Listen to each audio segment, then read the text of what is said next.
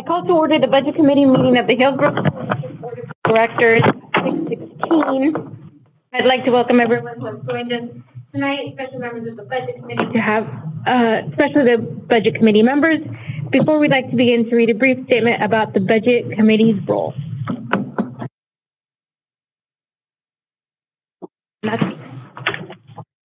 Per local budget law and Oregon School Board Association guidance for Budget Committee members, this is not the purpose of the Budget Committee to set staffing levels or manage programs. However, it is likely that both will be discussed during the community input and hearing portions of the budget development process.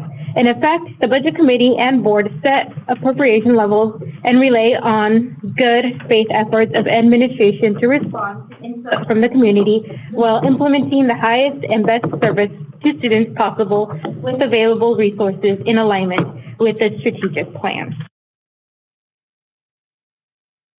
Okay, our agenda item for the Budget Committee meeting is to approve the proposed agenda. Would anyone like to make a motion?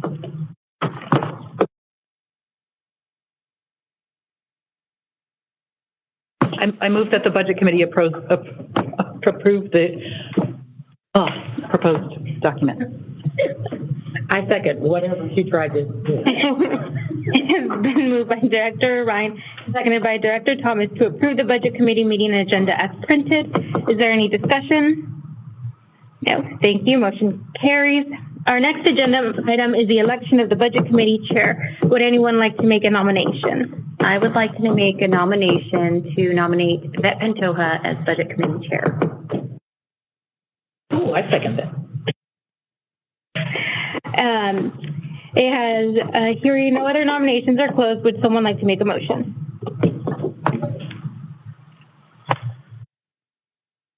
I move that the Board of Directors nominate Director Yvette Pantoja as Budget Committee Chair.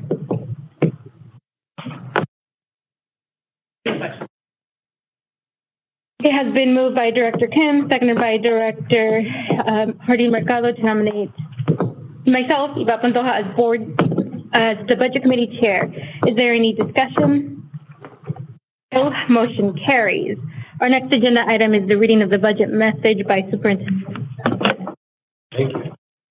Dear Hillsboro School Board, Budget Committee members, and community members, in accordance with ORS 29439, the Hillsboro School District 1J proposed 2026-27 budget. Looking briefly into the past, we headed into the 25-26 school year having made our largest single year budget cut in history, $20 million. Savings were realized by taking the following actions. 1, reducing 66.5 full-time equivalent licensed positions, reducing 77.5 FTE classified positions, reducing 5.2 administrative and supervisory technical positions, reducing department non-school discretionary budgets by 10%, and reducing school discretionary budgets by 5%. These were painful but necessary decisions to put our budget in balance for the year. The primary reason for the shortfall is what we've come to call a structural deficit, a situation where the growth rate of expenses outpaces that of revenues. First, I'll address expenses. Education is a people-centered endeavor, so it should not be surprising that approximately 87% of our expenses are connected to staff salaries and benefits. Within the benefits category, approximately half of our costs are due to PERS, the Public Employment Retirement System. Most HSD employees are eligible to participate in PERS. To do so, they must contribute 6% of their salary out of each paycheck, and the district must pay additional money on their behalf, as well as on behalf of all former employees who remain eligible for benefits, the mandatory PERS employer rate. These rates are set every year by the PERS board, and currently HSD's rate is approximately 24%. This means that every $1 of salary we pay a staff member, we must pay an additional 24 cents to the PERS system. This equates to millions of dollars each year that are not going into our classrooms. On top of salary and benefits, our costs of doing business are increasing sharply. Things like liability insurance, utilities, and materials and supplies. In all, our expenses in this biennium are up approximately 19% from the 2023-25 biennium. Next, I'd like to talk about revenues. General fund dollars come to us primarily from the state school funds and secondarily from state-level formula grants, high school success, student investment account, and early literacy. When these formula grants were first introduced, their intent was to bolster investment and ultimately student achievement in key areas. And while the money we received through these grants is being used appropriately, it is also unfortunately true that districts have increasingly had to rely on them for core functions that used to be covered by the state school funds. If we look back over the last several biennia, we see a situation where school districts continually advocated for additional state school fund revenue to adequately cover costs. We anchored to our CSL, or current service level, which is a calculation of what it would cost in a subsequent year to do the exact same things as in the current year. A couple of key issues with this approach were that each of Oregon's 197 school districts have a different CSL. That school business officials routinely disagreed with the Legislative Fiscal Office on an appropriate calculation. The 2025 legislature did pass House Bill 2140, which recalculated school district CSL to more accurately reflect $515 million for the state school fund allocation. Even with this additional money, the state school fund was $11.36 billion, which represented an approximate increase over the 2023-2025 biennium of 11%. With formula grant funding flat or slightly reduced and expenses up by 19%, it's easy to see how the state school fund increase of 11% was simply not sufficient to avoid shortfall this biennium. It is also worth noting that school districts have never been expected to simply do the same thing from one year to the next. We are always expected, and we expect ourselves, to do more and better each year in the service of students. Include new or challenging legislation with increasing requirements, and we have a situation where it is not only difficult to keep reductions from impacting the student experience, but also one in which staff burnout is common. It is because of this structural deficit that we can no longer expect reductions made in the first year of a given biennium to carry us through the second year without further cuts. In the 2026-27 school year, we are anticipating another $10.2 million in reductions. We have been as proactive as possible in trying to lower this number and be planful about its implementation. Some of our cost-saving measures include rebalancing our cash portfolio to enable a higher rate of return on invested assets, working with vendors to negotiate more favorable contract rates to reduce operating expenses, delaying certain large purchases, managing discretionary expenses, for example, travel, very closely, analyzing each open position to look for opportunities to reduce personnel costs. We also offered a voluntary retirement separation incentive to long-term staff who met certain criteria. We anticipate being able to lessen the impact of the 26-27 reduction by $1.2 million due to this program and better position ourselves for future budget shortfalls as a result. To help us make reduction decisions, we gathered input from leaders across schools and departments. Their feedback helped ensure we only took the most necessary and best of the bad steps to reach a balanced budget. This year, our board also supported a set of budget guiding principles, which included things like providing a balanced and equitable educational experience to each student, growing student learning in alignment with our strategic plan goals, and striving to increase the ending fund balance to 8% to better prepare for emergencies, among other priorities. The reductions include an increase to the staffing ratio at middle school and high school, as well as further reductions to staff positions and discretionary spending. These are anticipated to affect 49 staff member positions, 36.5 licensed, 11 classified, and 1.4 administrative positions. Our fiscal responsibility, alignment, and system optimization, together with ongoing advocacy and attempts to decrease the structural deficit at the state level, will be needed to keep our district achieving and growing into the future. I'm grateful for your partnership and the care you demonstrate to our students, staff, families, and communities. Please stay tuned to our official communications channel, including hot news and the Budget Matters page of our website for updates. Respectfully, Travis Ryman, Superintendent. Thank you. Thank you, Travis. Next on the agenda is the proposed budget presentation with Scott and Jeff. Thank you, Chair. Good evening, everyone, and thank you again both to our board and the Budget Committee members for your service tonight. We will, for our section of things, go over the budget document. Jeff's here. He and I will do the presentation.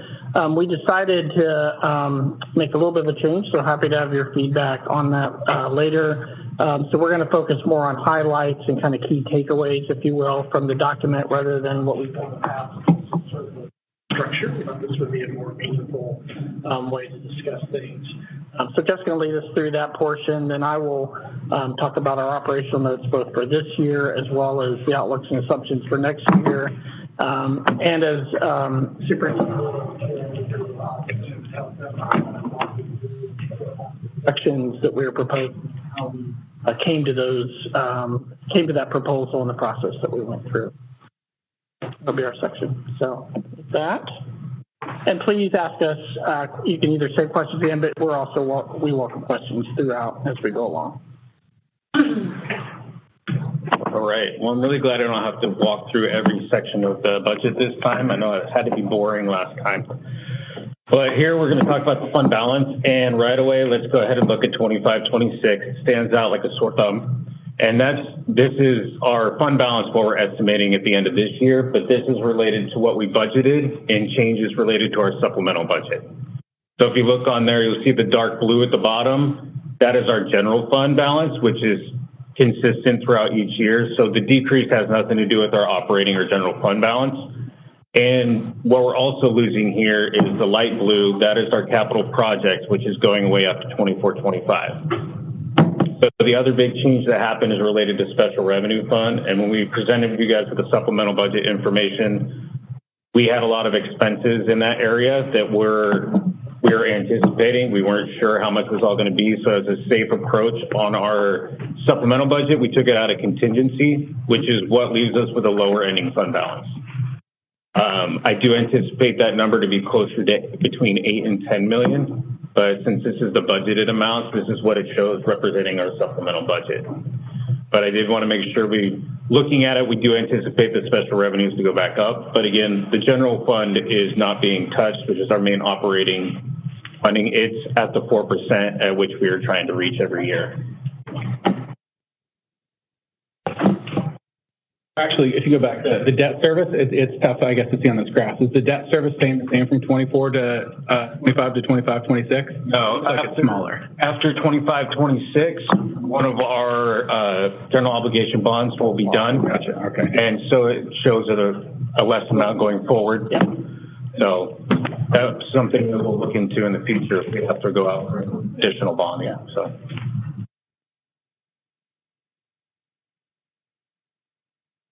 Right here is just the highlights of our general revenue. Just to note, this is the second year of the 25-27 biennium.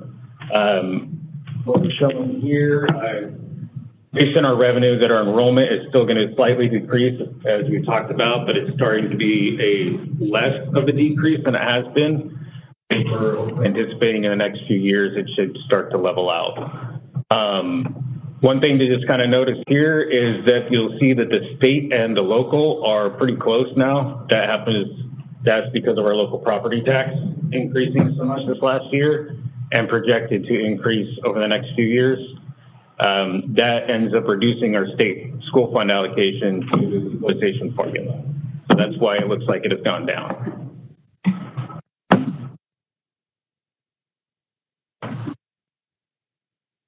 So here are some of the general fund expenditure highlights. You'll see the large part of that pie there would be the salaries and benefits. Our assumptions were developed using the historical trends, staffing adjustments that will occur, including reductions to overall staffing. Our employee benefits is increased. The PERS amount is set for biennium, but there's additional costs that have risen with the Medicaid or medical and other portions as well. So that has increased our benefits slightly. But we're going to be maintaining the same number of school calendar contact days, in-person instruction for all year. And then we usually anticipate about a 3 to 4% increase for services and supplies as well. So in the budget, we're anticipating an increase there, but sometimes the increase might show a little less than 3 to 4% if you were to actually do the math. And that's because we're anticipating people buying less items since they cost more. Like we have a question from Christine. Yeah, at this point, do we, as a school district, do we have a PERS liability, or are we pretty much fully funded at this point?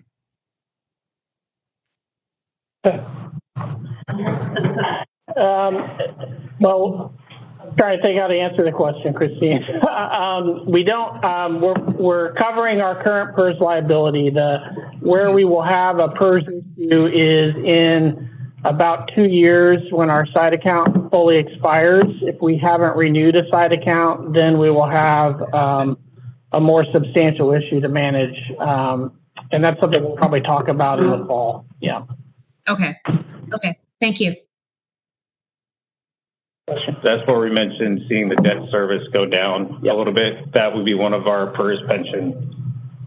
We have 2 of them, and that would be one of them expiring next year.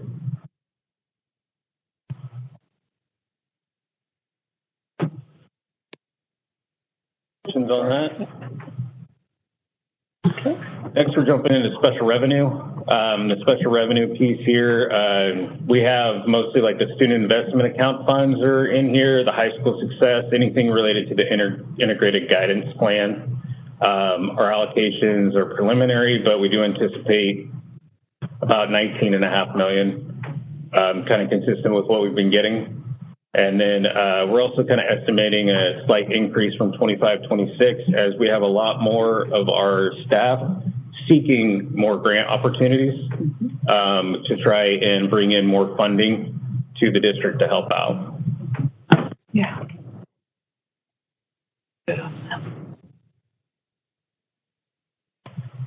And last year, we kind of mentioned the debt service fund is going to increase by $2.1 million this next year, but then we will, one of the PERS bonds will be expiring, so we'll be looking at potentially going out for that, especially with the anticipation that in the next biennium, the PERS rates will increase again from what we've been told in various conferences. And then the capital construction fund will be completely spent down this year. Won't have a balance to carry forward. So we are looking at other ways to cover some of those costs. Plus, I know we've been talking a lot about going out for another bond in the fall. Now, just to put some highlighting, because I know the superintendent mentioned PERS and Christine had a question on it. So this biennium, our PERS unplanned for increase, so this would be on top of the 24% or so that we paid, was about 6%. Now, the legislature did pass a measure last, not the short session, but the session prior to that, that did help. That knocked about 1.2% or so off of that, which helped. But it is that unfunded liability increase as an employer, as a school district, and other in the state that we sometimes have to just absorb, and they can be substantial on top of what we're already, of course, contributing. And I always say PERS is a great program. We're not our staff to have access to things like PERS, but it is an expensive program. So we try to be very transparent about that. Okay, operational notes. So as we've said, and you've heard this for the last few months, 25-26 was another structural deficit by my count, the second that we've had. And we had to, unfortunately, undertake some difficulties with the $20 million reduction that we did. That did, however, bring the general fund into balance. Of interest, the year prior to that, the 24-25 year, we had a internal services fund that we utilized to basically offset the deficit in that first year, which is why we avoided reductions. But we've now moved into a space where we don't have those kinds of easily accessible reserves. I do, for what it's worth, because these are difficult things, like to remind folks that It's difficult, particularly when you're reducing staff and impacting kids. Not undertaking these reductions typically creates a bigger problem down the road. So if we utilize one-time funds and so forth, had we done, for example, not done the cuts this year, used one-time funds, we'd probably be looking at 30 million plus level reduction for this year because we use sustained cuts versus using a one-time fund. And so I recommend that we continue thinking about these things in that way because it does tend to then get in front of the problem versus allowing the problem to get deeper. I know of other instances where a different approach is taken, and those can be very significant, where they might have to do mid-year cuts or they're having very, very large deficits that they're having to deal with in other districts. So it is something to be mindful of, and we try to be. We're going to see a larger amount of reserves at the end of this year, which is a good thing, but is perhaps a little bit misleading. That is because of the SIP expiration and the increased property taxes Jeff talked about. However, as we said, what will happen is we'll basically burn down a lot of those funds over the course of next year because our states get something an equivalent amount. So kind of more or less washes out at the end of the year. In the meantime, we will take advantage of some of that, earn some better interest, and do some things with our cash investments that do help earn a little bit additional money for the school district. But by and large, because of the state equalization formula, those things, like the teeter-totter analogy I've used a lot, they just kind of offset in the end. The other thing I want to mention, because sometimes this is not intuitive, but student enrollment shifts also impact school staffing, and that is completely independent of budget reductions. So a little bit later, we'll talk about reductions we've had to make for the budget in order to save money, but it is certainly possible that you could have situations where in a given, school enrollment is down enough that staffing would be adjusted in response to that. It sometimes goes up. Our HOA is a good example where we've had a lot more students attending the HOA because we're online academy, and so actually we've increased staffing. Those two things, while important, are completely independent of what we talk about when we make budgetary reductions. Speaking of which, here is a view of our enrollment history. I will point out the x-axis here starts at 17,000, just so you can kind of see the differences a little more magnified. If we started at 0, it would look a very smooth slope. Typically, we've seen the trend of the last year or two of 1 to 2% kind of decline, which is very typical for a lot of school districts right now. Jeff referenced some of our demographers predict about for Hillsboro maybe a 4-ish, maybe 5 years. They think that may flatten out because of some activities they're seeing in birth rates and construction. It's a prediction, maybe. Right? Certainly, we expect in the immediate to near-term future, we'll kind of see that same gentle downward slope. You'll see the orange bar there, that's city view. It is also the case, though, that we're seeing some of that slope arrested partially by things like increased enrollment in the charter school, HOA, like I mentioned, some of these other hybrid programs. They're small, but they do tend to have a little bit of increase, which helps kind of also flatten that.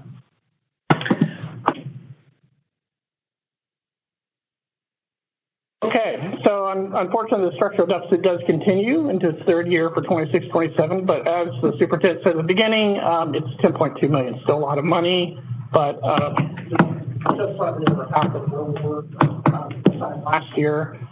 We do believe staff and operational reductions are necessary. This is all in the general fund, of course, to eliminate that deficit and balance the budget. And I'm going to walk through some of those details here in a moment. I also want to acknowledge, though, especially the support of both the board and our leadership partners, that the separation program we put in place was very effective in helping reduce some of this deficit.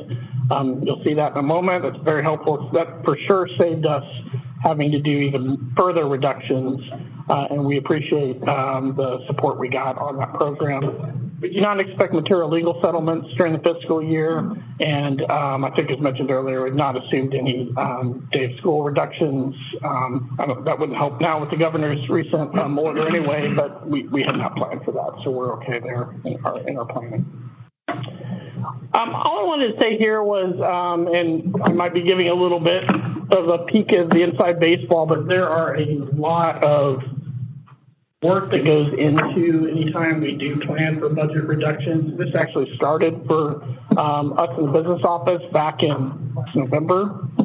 We start doing what I sometimes refer to as the top-down model, which is we've got two models, one's more bottom, one's top-down, and at some point during the school year, we run both and they cross in terms of our forecast prediction.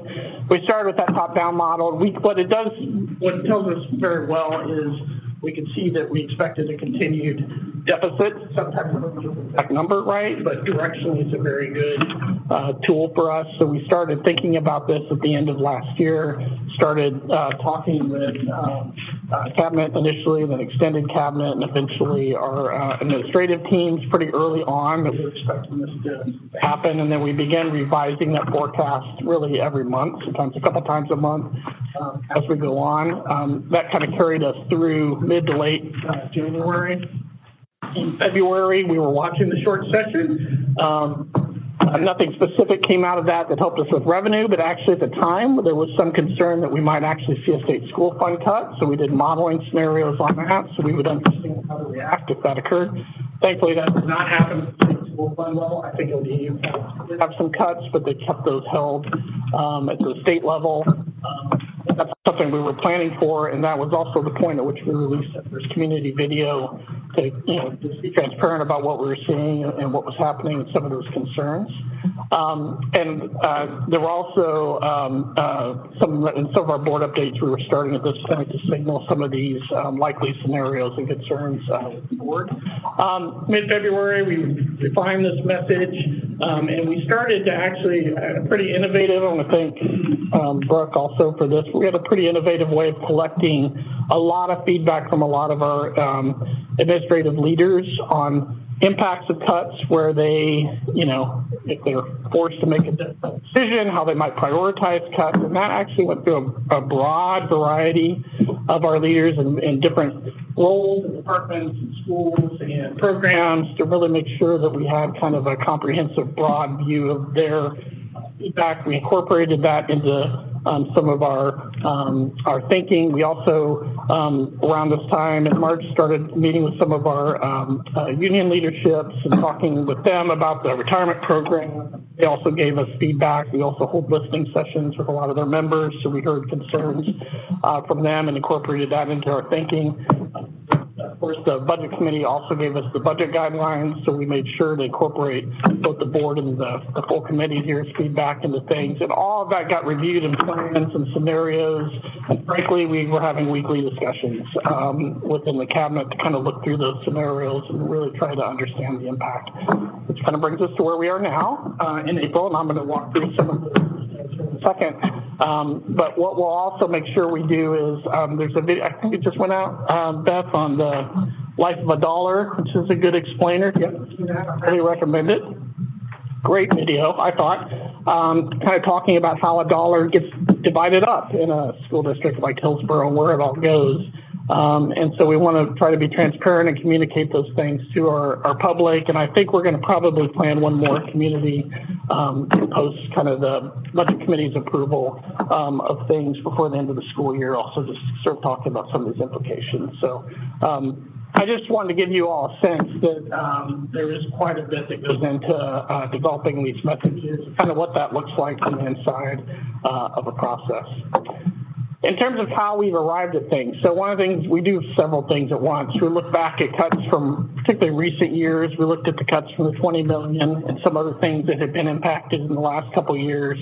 Looked at the community feedback and input that we got around the HSC strategic plan and the integrated programs, which is a very formal way of collecting that feedback. Of course, we take direction from the board and budget committee on priorities, those guardrails or guidelines that we talked about here, as well as just things we've heard from you all that are important. And this is really feedback session to a lot of our staff, both licensed and classified. We use an equity lens, of course, when we look at things. So it's not equal funding. It's about what the needs of our students are. And so things like multilingual programs or students that might need the services of special education, those kinds of things we look at and try to have an equity lens. Either not make cuts or where we think that we have an opportunity to make reductions. No cuts are easy, but we try to protect or at least hold certain areas harmless is probably a better way of saying it when we do this. I mentioned this earlier, sustainability on the cuts is very important. Unfortunately, that tends to mean personnel, which is very difficult, of course, both for our staff and for our students and families, but we try to be as thoughtful as we can about that. And the reason for sustainability is then the cut continues forward, and that allows us to go from 20 million to 10, and I hope perhaps smaller numbers than next year if we continue the structural deficit. So we're trying to just be very thoughtful about with the cards that we have, protecting the students' experiences and doing what we can to not cause bigger problems down the road. You'll see there that we did avoid cuts in this cycle in special education, English learner services, and elementary class size. Elementary, we actually had cuts when we did the 20 million this year, so that's an example of us trying to kind of really assess the impact of things and bake that into our plans. We try to take whatever steps we can, of course, to mitigate the impacts. We're certainly looking at attrition. Unfortunately, as these cuts, this is the problem of a structural deficit, as cuts begin to accrue years, the attrition rate falls. It gets harder, right? It just happens when you're reducing staff over time. But we're still very much looking at that. We've done a lot of movement. We put in the retirement separation incentive, which for sure saves certain roles from being impacted. And then, of course, we also look at when we have a position become open, whether we actually need to fill it or there's some alternative. We're very thoughtful about trying to find creative ways to manage our staffing levels when we know that we have a structure. Questions on that before I go? Oh, Mark, yeah. Yep. You seem to be dancing around the language a little bit delicately there. Sure. Just to put a finer point on it and be a jerk or whatever. Yeah. Natural attrition to reduce risk. So I guess I had sort of led to believe or kind of hoped that the natural attrition and the incentive program would provide enough belief that we wouldn't have to consider actual reductions in force. Are you saying we may be close, but that actual reductions in force are still not good? Yeah. I think that as things stand right now, and of course this number is we would be somewhere around a RIF of about 15. A RIF of about 15? Yeah, or so, against a total reduction of about 49 or so. As things stand, that number may change a little bit, of course, but that's the last data. Participating in a voluntary program already know their status. Yes. What is our timeline to inform people about their employment situation for next year? We have a voluntary reduction in force letter that is out to our classified staff, and we have negotiated with our licensed union moving our staffing timeline to instead of May 1st to May 15th. So having that extra time is also helpful for us. So. Did we reach the cap of what was acceptably allowable into the voluntary program in either of our union partners? Classified, we did not with licensed. Got it. Okay, so we when we discussed the voluntary program, we said only this many, we need to keep some senior people. Yeah. Classified, we've reached that number, and then licensed, not as many people availed themselves of the option that we had thought they might. Yeah. All right. Maybe this will be helpful as we're talking through this. Yeah. So there at the top is the savings from those that took advantage of that program. It's just over 1.2 million, around 22 or 23, I think, classified, and then just under 20, I think, in license is where there were a couple of folks that did rescind after accepting. So I think we're just below 20 now on the license side. There's a couple admins also that took it, but that was the majority of the numbers. So we're looking then to get to the 10.2 or 10.144 on the slide, about 8.4 million in staffing reductions. Those are coming from a staffing ratio increase from secondary 7 to 12 from 31.5. That's yielding about 21.5 classrooms, 15 in addition to that non-class equivalents. 11 in classified, and in classified, we were very careful to try to focus just on departmental. That means like business office, HR, technical operations type folks. We had some classroom impact, and we heard a lot of feedback about that for classified last year, so we did our best to shield that from a further reduction. I should say, by the way, some folks that work in departments do still support schools, but they tend not to be with students, right? So those functions are contributing those reductions, and then in the supervisor technical admin space, it's 1.4 FTE. The operations and maintenance, these cuts are 500,000, but I'll remind the budget committee that these are on top of cuts we made last year in these same spaces. So the cumulative effect here is getting fairly significant. But we are cutting discretionary by about $500,000 to a number that would balance the general fund. Scott, before you go on, I've never asked this question before, but it occurs to me now. I'm very curious.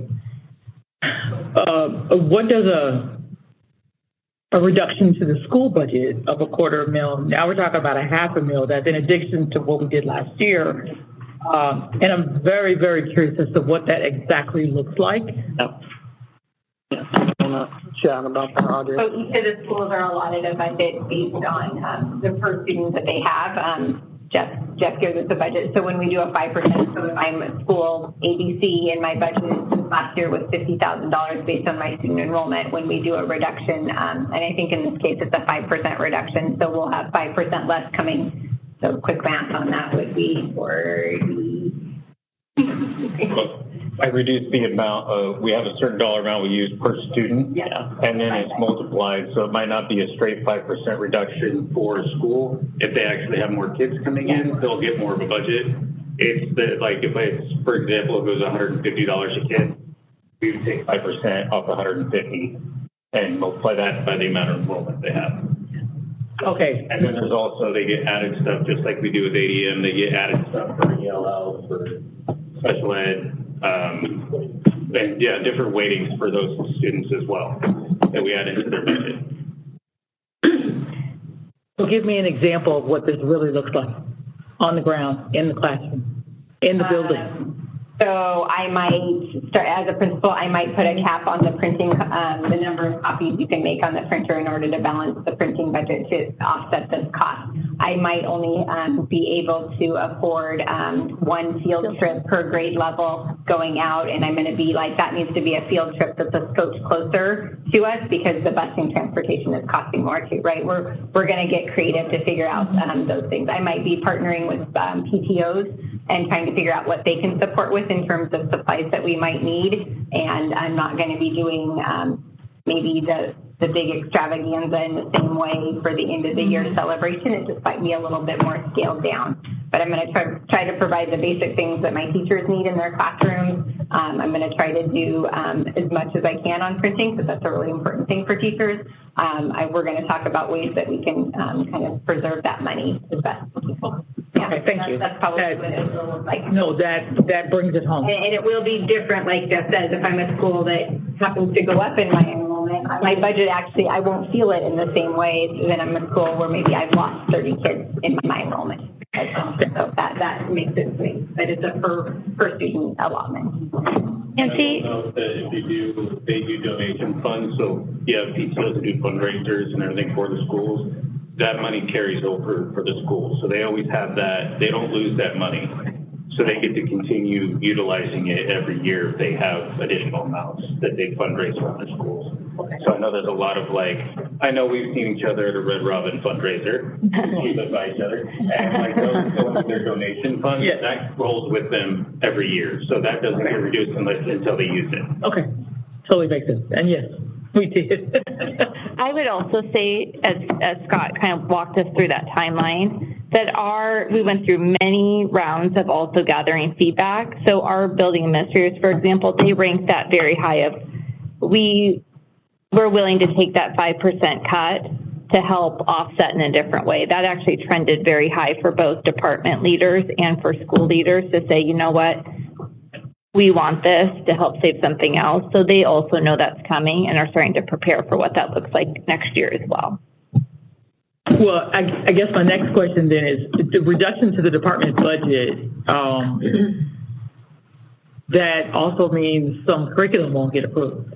We've already foregone some fairly critical math upgrade. Did I remember that correct? We decided not to buy the new curriculum for the math because we couldn't afford it. We appealed and said, hey, this is our year, but now we don't have this money. And so what else are we now going to have to forego? So the curriculum line item that you're referencing is actually in our SIA budget. And this is general fund reduction though. So each of the departments, just like our buildings, that we're having to go, okay, we know we're going to take a general fund 5% reduction hit. What does that look like? So Audrey and I are starting to think about for our own budget. Okay, what is that going to look like for next year? What do we have to pull back on? But what you're referencing is coming out of an SIA curriculum. Yeah. Happy to be wrong. No, it's okay. These are good questions to also get our alignment. Yeah. Also looking at the operations and maintenance, are any of those items, it doesn't really sound like the school budgets that Audrey was describing would fall into this category, but I don't know about department budgets. Does any of that fall into the 1 year or more shelf life that we might get some relief if we were able to pass a bond at some point? I do think what we'll see with the bond is as we replace some of the aging equipment,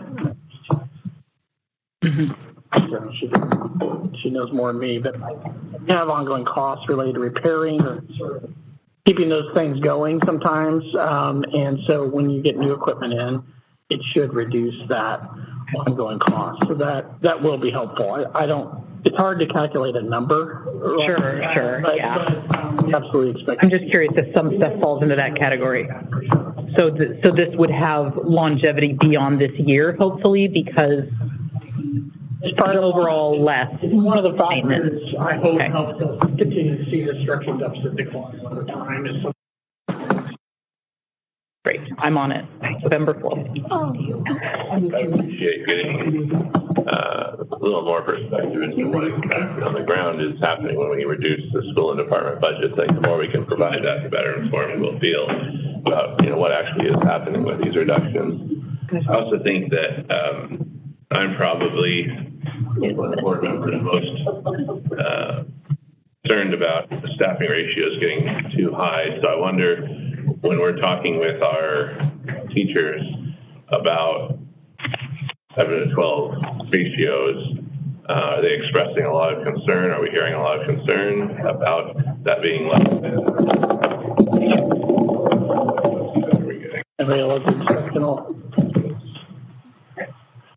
I think anytime you change class size, there's going to be feedback that it's going to be more of a challenge. I think we are really trying to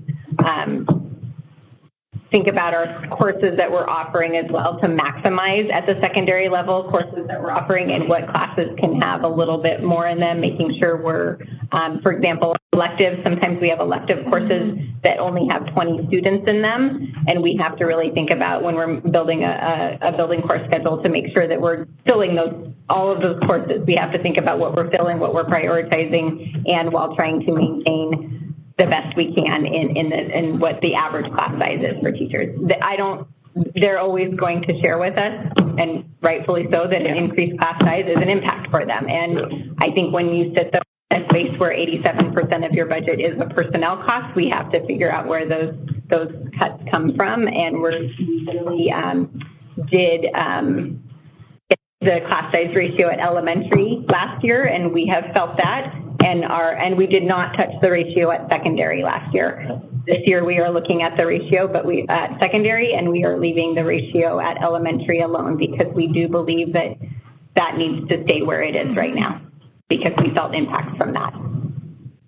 Thank you. So I know that our staffing ratios are just a target and it varies quite a bit one way or the other. Is there any cap we have that we feel like for main education courses in elementary, or for classes in elementary, and then for core classes at middle and high school, is there a cap which we say we're going to not go over this with certainty, or do we just we try our best. We work with each of the schools. So, for example, at the elementary level, and Brian could speak to this more if needed, but we try to hold no higher, because you're right, they don't move in perfect little packages of 28 or 26 students like we would like them to. We try to hold that at no more than 34, and then we look at making splits. And sometimes a decision around a split is how much does that help the class size? Because sometimes teachers will say, I would prefer a straight 5 of 34 than teaching a split of a 4 or 5 of 29. There's both bring different workload capacities to staff. And so we really think about that.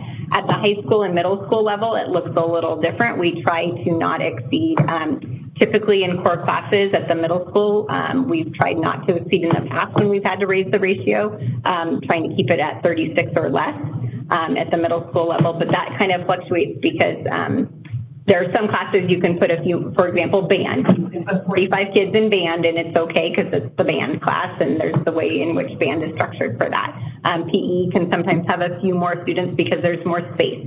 So we kind of work around that and try to make determinations. The same goes for high school, is just looking at what courses we're offering, thinking of ways to combine and condense if we can, or share courses. We've done that before with like AP Calculus, for example. If one school only has 12, we figure out a way to make it happen at another school and combine those students together in one AP course that fills with like 36 kids, because you can't offer a class of 12 without having an impact somewhere else in the schedule.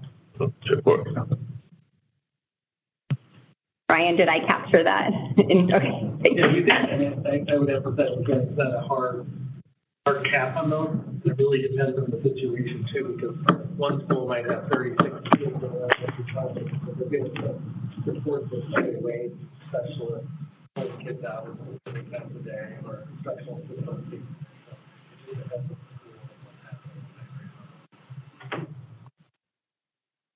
And to catch Katie's question about the bond, so one of the reductions we did mid-year last year was sort of delay the purchase of some buses. Can we safely kick that can down the road with all of our students safely and try to get those with bond dollars if the bond passes? That's the idea. So we're going to continue to defer replacing those. Correct. So, okay. Correct. And I think we also just went out for a grant for 3 additional electric buses. Oh, really? Yeah. So those take a while to get here, and then the infrastructure, obviously, but that would be a total of 6, and maybe about 6 to 8 months from now. Okay. Any other questions for? Oh, yeah. Yes, our next agenda item is the Budget Committee discussion. So any questions, Steph or Scott, from the board or the committee members? Yes, Mark? Can you talk a little bit, so for as long as I've been on the board, and I think before I've heard other board members say, the only 2 levers we have to really balance the budget are number of days and number of people. That those, we have under required spending we have and whatnot. 2003, for example, 17 days for how many days? 2003. Oh, yeah, it was 17. 17 days. Yep, Right. it was. So that was using days to manage balancing the budget.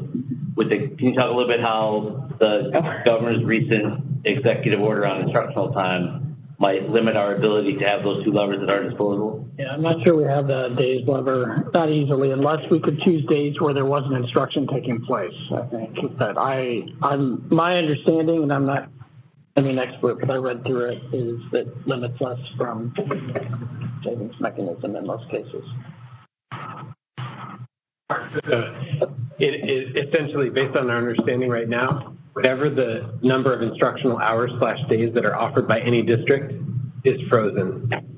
So you're forbidden under the executive order from reducing those. Traditionally, a furlough day would take a negotiation between labor and management to arrive at agreement about reducing days and therefore shutting down schools for those days, and that's not something that we can do right now. I very much appreciate how you say, as we understand it right now.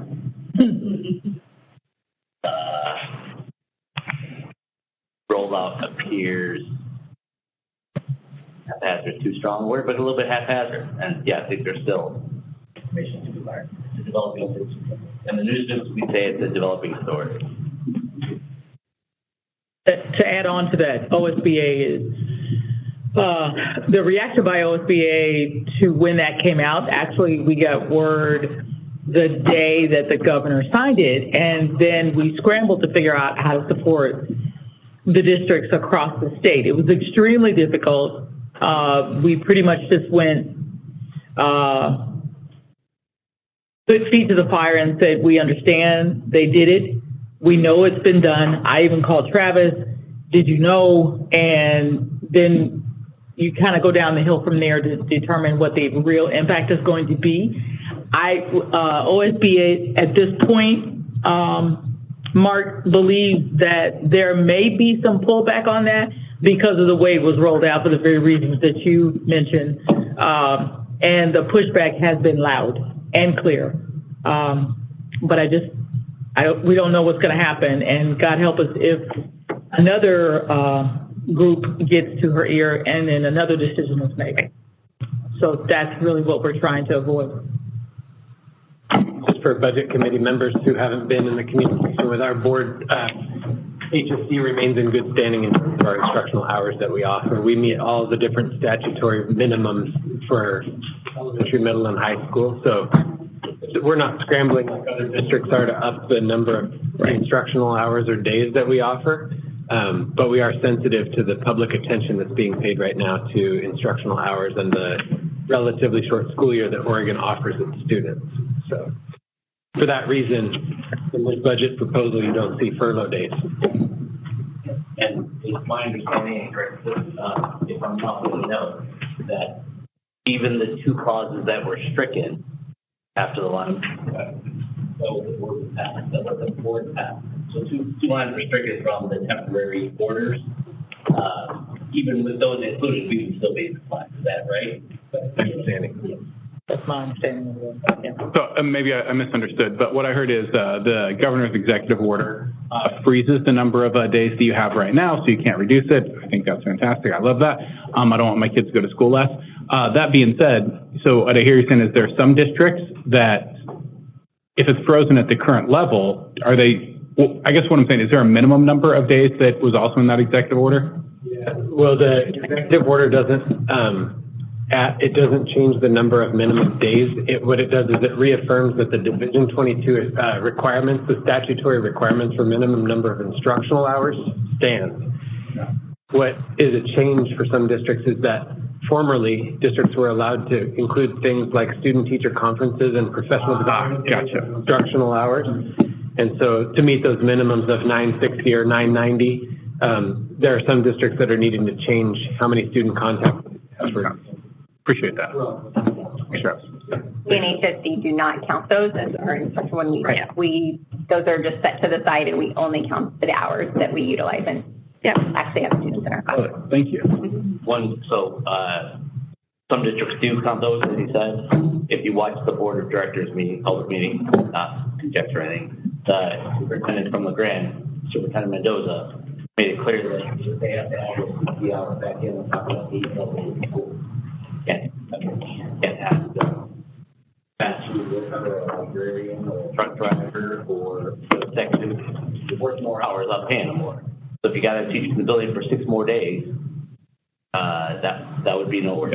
Actually, you can, right? Executives, 100%. You can ask them to work another 60 hours and not pay them more. Somebody who's salary. But no, everybody's hourly, right? Like, yeah. Teachers are hourly? Teachers have a contract, so we could not do that, ask them to work 6 more days without working on the contract negotiations. You can always ask, they can say no. Typically costs us $9 million per school day, so we can calculate that. Yeah, so lots of things. costs of running, opening the building, everything. Is that where we're at, like $1 million a day? In front of That was mine, Gavin. The school year here in Oregon is already extremely short, and so we're just talking about the governor and superintendent of public instruction just change the minimum, but we need to have a conversation on making it much more significant. I would like to say that once again, I go to some of these conferences and you don't appreciate what you have until you go talk to someone else. We're blessed to be in this situation, to have the cabinet that does the schedule and to not be faced with having to contend with figuring out how to come up with another 5 to 10 days of instructional hours. That is absolutely ludicrous. And you can imagine what pressure that puts on a budget and people and staff, all the things.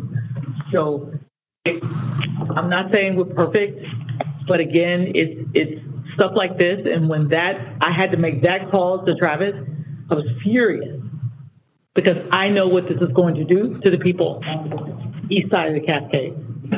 Nobody thinks about that.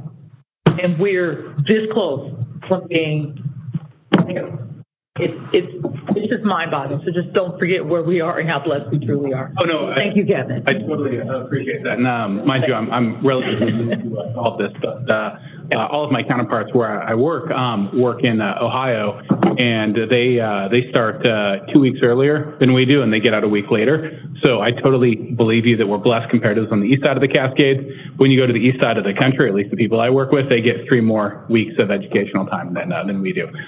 So always room for improvement. Sure. I remember that. I remember you talking about other opportunities for revenue, which might not be a lot, but you had mentioned print shop being an opportunity, and I know we have like facility rentals. I'm just curious if you see some possible positives on that. There are some positives. Print shop produces money that goes back to the school, and it's growing over time as we've picked up more. It's still relatively small versus our overall budget, but it's certainly helpful. We actually have just had some success in his department. You want to talk a little bit about the stuff Jasmine's worked on? Yeah, so there's 2 different kinds of, there's Medicaid payments. There's one is a Medicaid billing program, where we have like nurses, SLPs, counselors can log their time to working with students, and then we can request reimbursement through a Medicaid billing process. And just this last go around, we're seeing more come in. SLPs and other districts make the most. So that's the work we're doing right now with them to try and get everybody comfortable with what we're trying to do to bring in money to help support those areas additionally. So all this funding would go right back to supporting the people who are doing it to hopefully bring in more FTE. The goal is to get up to like $1 to $2 million through those programs, and then it all going back into helping those students and those staff members hopefully reduce caseloads and things like that. And the other one is it's a max survey that's done that's sent out to everybody.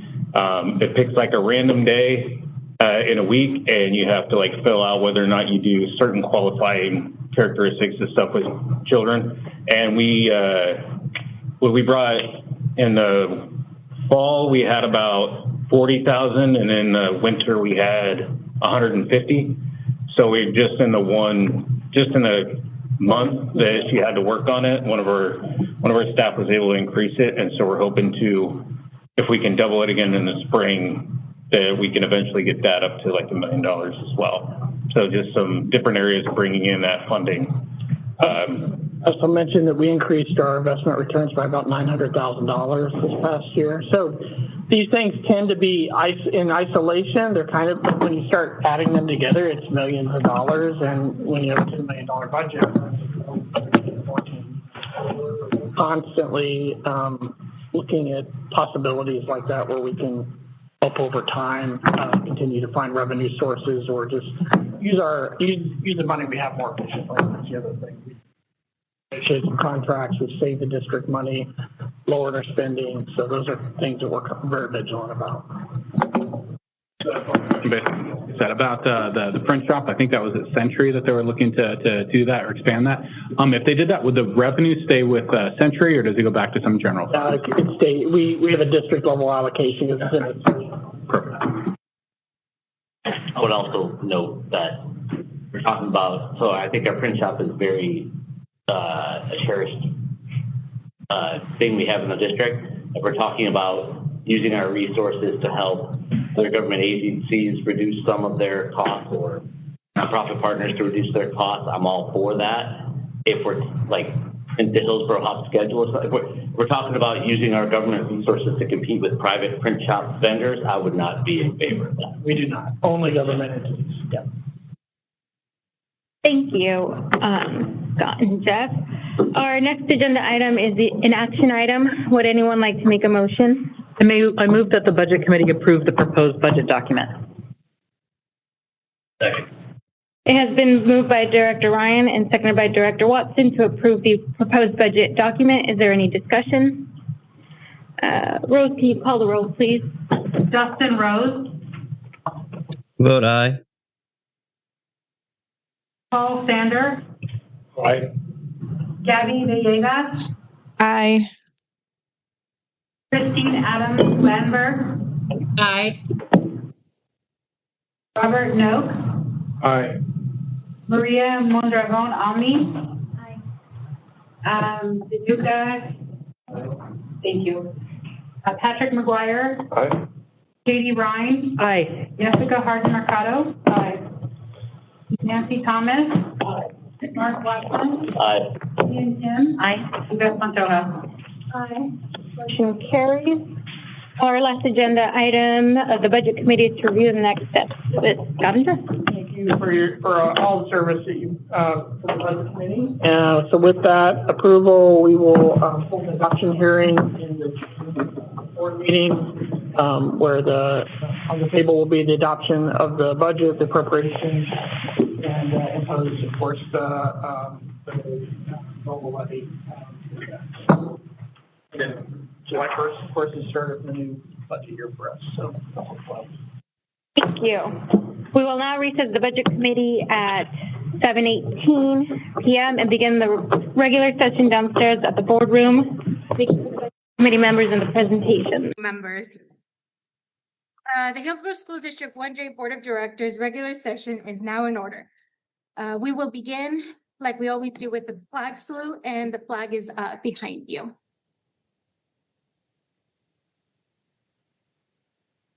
I pledge allegiance to the flag of the United States of America and to the republic for which it stands, one nation, under God, indivisible, with liberty and justice for all.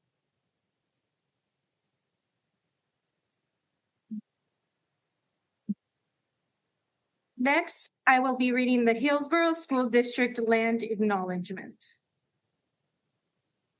As we gather here today, we would like to take a moment to acknowledge that our district's service area is on the occupied traditional homelands of the Akwality Indigenous Peoples lands we now call Washington County and the state of Oregon. We honor the Indigenous people whose traditional and ancestral homelands we stand on the Tualatin, Calapria, Willamette, Clackamas, Tumwater, Molalla, bands of the Chinook, and many other Indigenous nations of the Columbia River. In remembering these communities, we honor their legacy, their lives, and their ancestors. We also recognize the urban, Indigenous, Native First Peoples community living in the metro area, which includes over 400 tribal nations. The Hillsboro School District is committed to the recognition and education regarding tribal and local history and working with our local tribes in partnership. We will now move onto proclamations. Our first proclamation is the Asian American and Pacific Islander Heritage Month proclamation read by Student Representative Hazel Cleveland.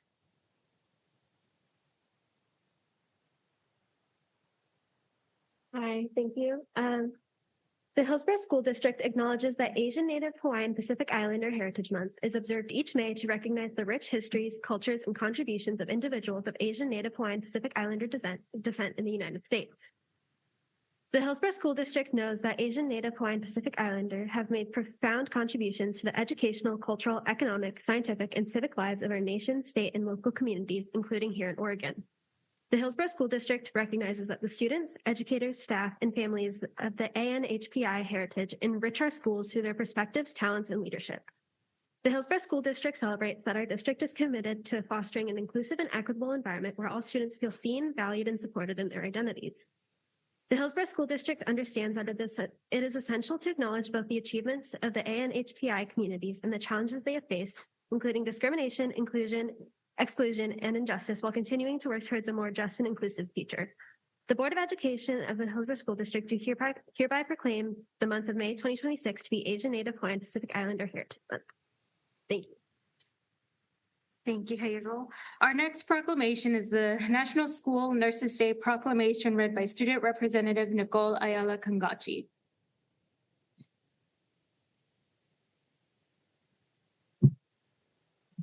The Hillsboro School District acknowledges that school nurses act as liaison to the school community, families, and healthcare providers on the behalf of students' health. The Hillsboro School District knows that students today face complex and life-threatening health problems requiring care in school, and we appreciate the role that school nurses play in the lives of students. The Hillsboro School District recognizes that school nurses have served a critical role in improving student health and in ensuring student academic success for more than 100 years. The Hillsboro School District understands that school nurses are the link between health and learning and are in a position to make a positive difference for students every day. The Hillsboro School District offers gratitude for school nurses who contribute to our local communities by helping students stay healthy in school and ready to learn. The Board of Education of the Hillsboro School District do hereby proclaim Wednesday, May 6, 2026 to be National School Nurses Day. We urge all community members to join in recognizing the many contributions and achievements of school nurses to the development and prosperity of our community. Thank you, Nicole. Next, we have our Teacher Appreciation Week proclamation read by Director Mark Watson.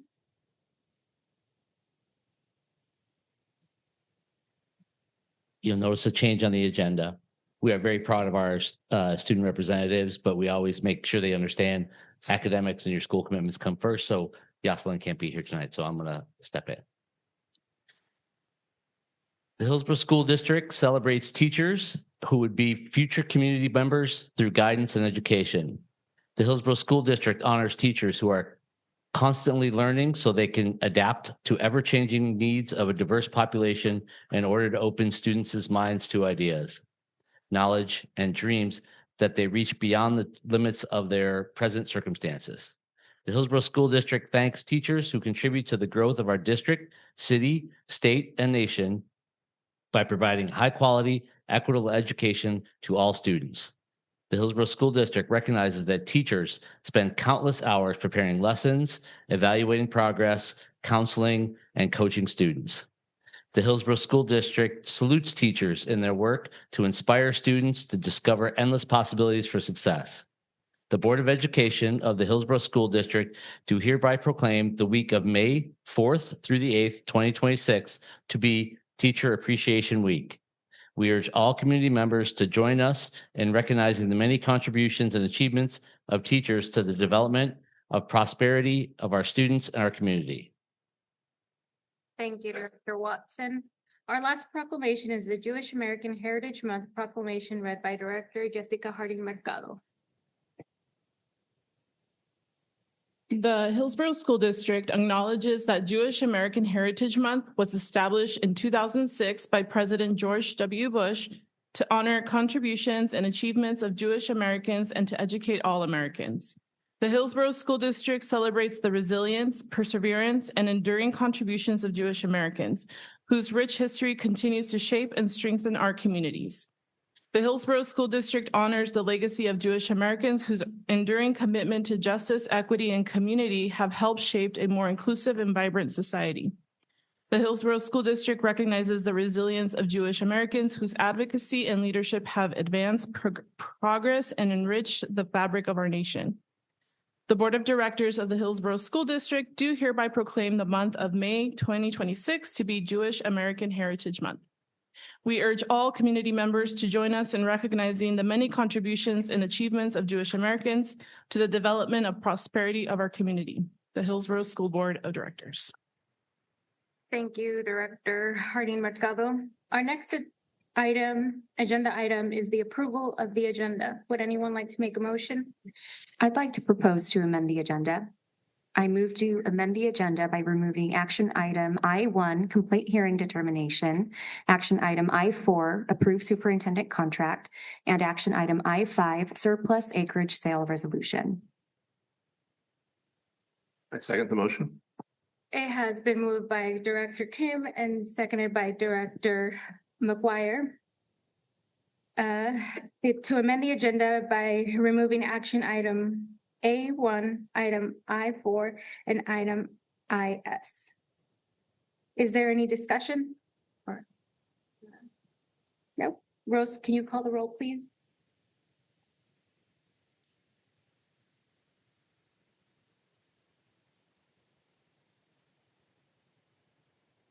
Patrick McGuire. Aye. Katie Ryan. Aye. Jessica Hard Mercado. Aye. Nancy Thomas. Aye. Mark Watson. Aye. Sheehan Kim. Aye. Yvette Pantoja. Aye. Motion carries. Our next agenda item is audience time. Beth, do we have audience? Great, thank you. Okay, next I will be reading our audience participation statement.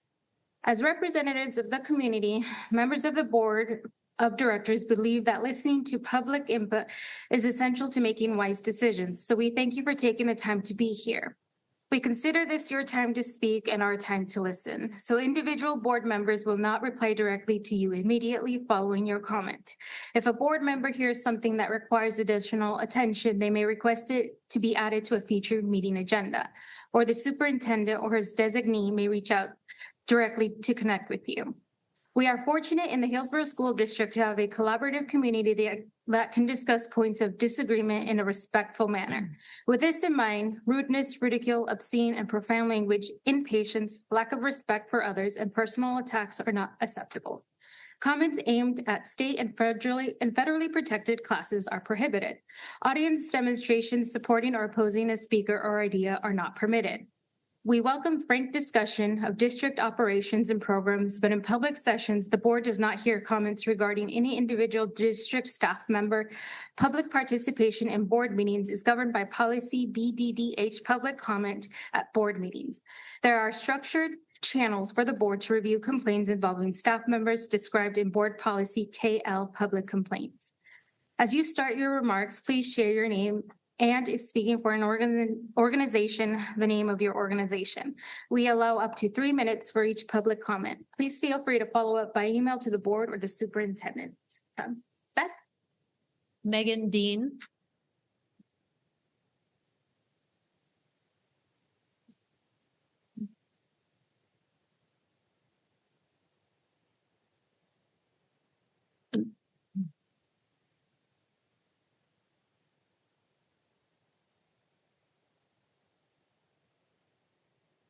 I, Megan Dean, am a Kotama Elementary School parent, a school of 450 students, over 18 teachers, and about 40 staff. As the president of their nonprofit parent-teacher organization, I have learned a lot of things, and along the way, too many things that I wish were not true. I will never forget my own struggles in the public educational system as a student in the 90s, and I'm actively avoiding the same issues for my own children still. We specifically chose Kotama for its ratings, a 7 out of 10. A year later, the school ratings went down significantly to a 3 out of 10. I soon found out my children would be struggling just as I had. It is awkward being the president and explaining that only one of my 3 children attend the school. My son is a tagged student in 5th grade. He has to be on meds because he can't get his 504 plan needs met in the classroom. There aren't enough supports to integrate and normalize adaptive tools in the classroom for kids like my son and others. We kept our 2nd grader there as long as we possibly could until it was clear her 504 was also not being met. Her needs were drowned out by the other kids in the class who also had needs who were not being met. Her teacher was spread thin, like most, if not all, the teachers there. We avoided starting our kindergartner there this year. because we heard way too many traumatizing stories about kindergartners in the kindergarten classrooms at Quitama over the years.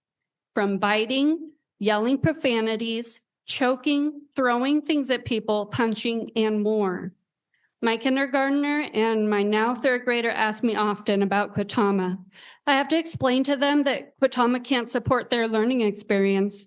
Their school has failed them, is failing to support the teachers, and is failing their promise for inclusiveness. A truly inclusive school has inclusive support, and Quitama does not have that for my kids or for any kid. Other Quitama families are struggling just the same, and unfortunately worse than my family. 504 and IEPs are not getting met. Frequent holds are happening, poor communication, shorthanded staff, harassment, bullying, racism, inconsistent discipline, and instability are all examples I've heard from multiple unrelated families. Since January, nearly 30 students have left Quitama and counting. Yesterday, I was dressed up as Quincy, our coyote mascot, for a celebratory recess because we reached our fundraising goal. Some kids really yearned for a hug of Quincy, and others were much more rowdy. I had to avoid staying out too long for my own safety. The kids show they need more love and support in the most unloving ways. They're clearly showing it, and they need more support. Let's stop avoiding their needs and be truly inclusive. Stephanie Casagrande.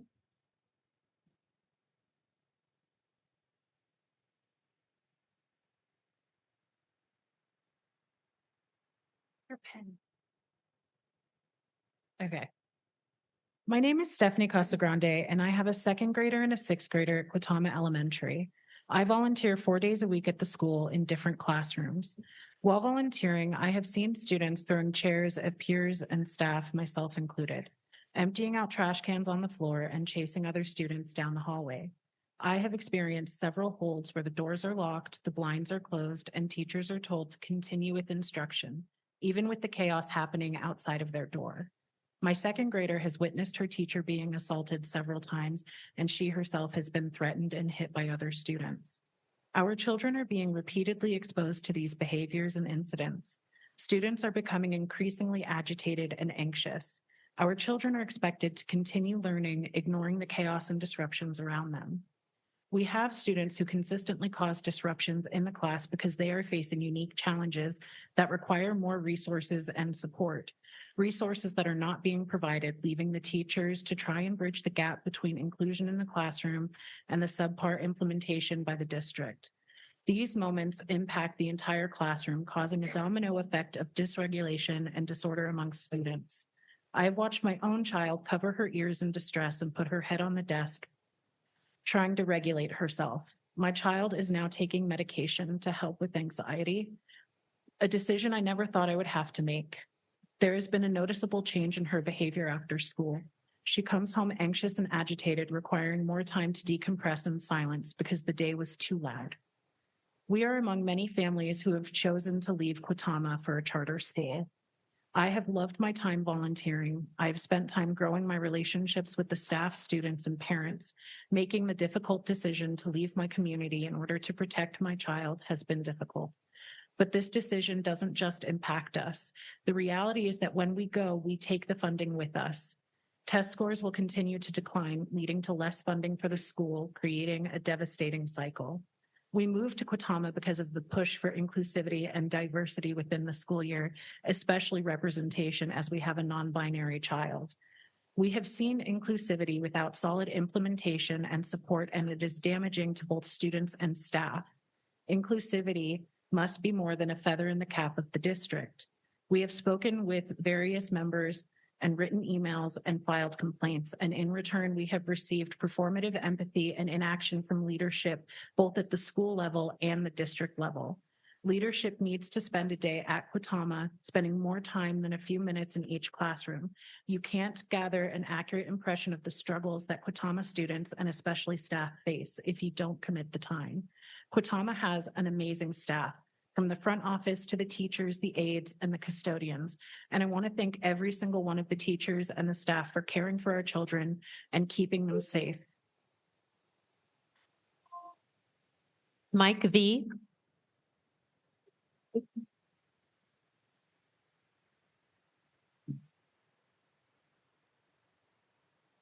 My name is Mike, and I have a son that goes to Kotama Elementary in the first grade. His name is Tyson, and he does use a talker to speech. At the moment, he is now fully speaking, as over time at Kotama, he has learned to become more boisterous and opinionated. He has come a long way and now speaks fluently. And with that being said, there has been some incidences at Kotama that are very concerning that have occurred regarding some of the foundation of safety and communication at the school. One of which occurred during last year in December. My son was playing near the playground on the swings. He was chased and bullied by another student who wanted that swing and ended up pushing him hard enough to cause a bump on the back of his head. I was contacted by the school. However, after asking for an explanation of the incident, I was told 3 different stories and communication of the incident. I went down to the school and demanded to talk with the principal and see if they can get involved and figure out what had happened, because I couldn't understand why my son was being bullied. I was finally told the truth, and after I got his caseworker involved, they were able to ensure some safety precautions were put in at the school around the playground. It was almost like pulling teeth out of a crocodile's mouth, which should not be the case. I put my child's safety in the hands of the school, and for this to happen makes me very nervous how a simple situation could cause such a chaos. What would happen in a bigger situation? This is just the tip of the iceberg, and it shows me the school would rather hide than admit they have bullies in their schools. Since this incident in December, there have been 2 other major incidences have happened, and the school treated them the same as if nothing had ever happened. It feels that the individuals at the school are too afraid to come out and tell the truth because they are concerned with the backlash that they would receive. This has been extremely hard on my son due to his communication, that he is even afraid to tell me what his daily school life is like sometimes at home. There are many things that I've seen and witnessed that make me question whether or not he will go to school next year. Hopefully after today, the stories that you hear from the voices of the very concerned parents and teachers and faculty, you can see why we are here asking you to hear us and help make this school a better place for the future of the students going to Kotama. Okay, the next 2 speakers are being elevated from online, and first up is Luis Garza. Good evening, everyone. Thank you for the opportunity to allow me to speak. For those of you that may not know me, my name is Luis Garza. My daughter is in the first grade at Kotama Elementary. And I have submitted this commentary that I'm about to provide in a written form for the record. So, good evening. Today, I want to talk about something that sits at the heart of our community, our future, and our shared responsibility. That is the failure of the Neighborhood School Supports Program. This program was created with good intentions. It aimed to strengthen local schools, provide equitable resources, and ensure that every child, regardless of background, had access to a safe, stable, and enriching learning environment. But somewhere along the way, that vision has fallen short. Instead of consistency and support, many students are now experiencing instability.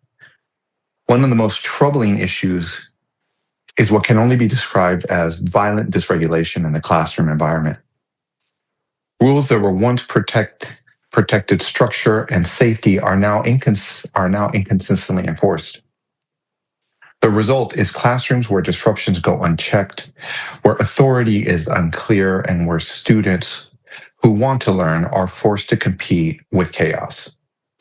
For me, this isn't just theoretical, it's personal. My daughter Lucy has begun to develop a noticeable apprehension about going to school. That is not something any parent expects to say lightly. Her hesitation isn't about academics. It's about what she might encounter in the classroom. She has witnessed episodes of intense behavioral outbursts from other students, moments that are unpredictable, loud, and at times frightening for a child her age. I've seen it too. While volunteering in the classroom, I personally witnessed disruptive dysregulation that interrupted learning, shifted the entire focus of the room. What should have been time spent on instruction quickly became time spent managing crisis. The environment changed instantly from a place of learning to one of uncertainty. And in those moments, it has become clear that the current level of support is not enough to meet the needs of all of the students in the room. And it doesn't stop there. Frequent distractions have become the norm, whether it's on constant interruptions, lack of curriculum continuity, or an overemphasis on short-term fixes rather than long-term development. The learning process is being compromised. Teachers are stretched thin, trying to manage behavior instead of delivering meaningful instruction. Students are left disengaged and, in many cases, discouraged. We have to ask ourselves, how can we expect academic success when the environment itself feels unpredictable or unsafe to the very students that we are trying to support? A strong educational system depends on structure, accountability, and support. When any one of those is missing, the entire system begins to crack. Right now, we are seeing those cracks widen. Students who need the most support are often the ones most affected, falling behind not because of their lack of ability, but because of their lack the environment that is necessary to thrive. Sir, I'm so sorry to cut you off. We will submit your entire written testimony to the board. Unfortunately, we're trying to keep everyone consistent with their 3 minutes of time. I will yield the floor. Thank you.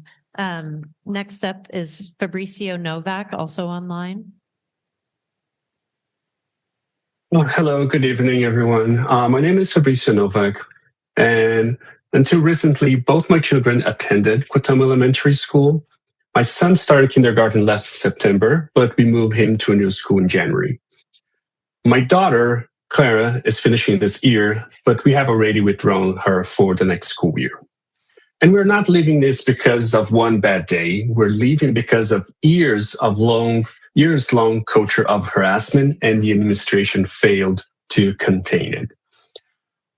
Long before more serious threats, Clara was already subject to a constant issues of verbal and physical abuse in school. In September 2024, we reported a student persistently pressuring her to say and do things and physically touching her. By December 2024, that same student punched her in the stomach and slapped her on her neck. We reported it, and that happened 2 days later, the same thing happened again. In May 2025, other students were mocking her, calling her ugly, and intentionally destroying her school projects. By September 2025, the harassment turned xenophobic and racist, with students directing slurs at her Brazilian heritage. And in November that same year, her personal belongings were intentionally crushed and damaged at school. Each time we were met with the same cycle: a quick investigation, a promise of appropriate action, and then a total lack of change. And this environment of unchecked bullying eventually escalated into a lethal threat. A student told Clara that he would bring a gun to school. The school response, they told us the threat wasn't credible because the student's family did not have firearms at home. And I had to be the one to explain that guns are not the only way a child can cause harm. Only then did the school counselor commit to do a safely plan and daily backpack checks. We tried to trust the plan, but even that was a failure. So on January 9th, we discovered from other 10-year-old students, not the principal, that the same student had brought a knife to school and stated that he would use it if needed. We also learned from other students that it was his final week at Quotama. The administration remained silent during this high-risk transition window, and the promised backpack checks clearly failed. And I sent a mail to Principal Kuhlman that morning saying that my daughter would not go to school because I had safety concerns, and how the school was able to handle safety, our perception of our trust on the ability of school to handle safety was officially compromised. So when the school allowed this type of physical violence, racist harassment, and property damage to go unchecked for years, it creates the vacuum where a weapon threat it just becomes the natural next step for that. So we have pulled out our children from this district because we no longer believe the administration has the will or competence to protect them. And I'm asking you today, what will it take for the district to prioritize safety of our students over convenience of the administration? Thank you, sir. Meg Guerrero.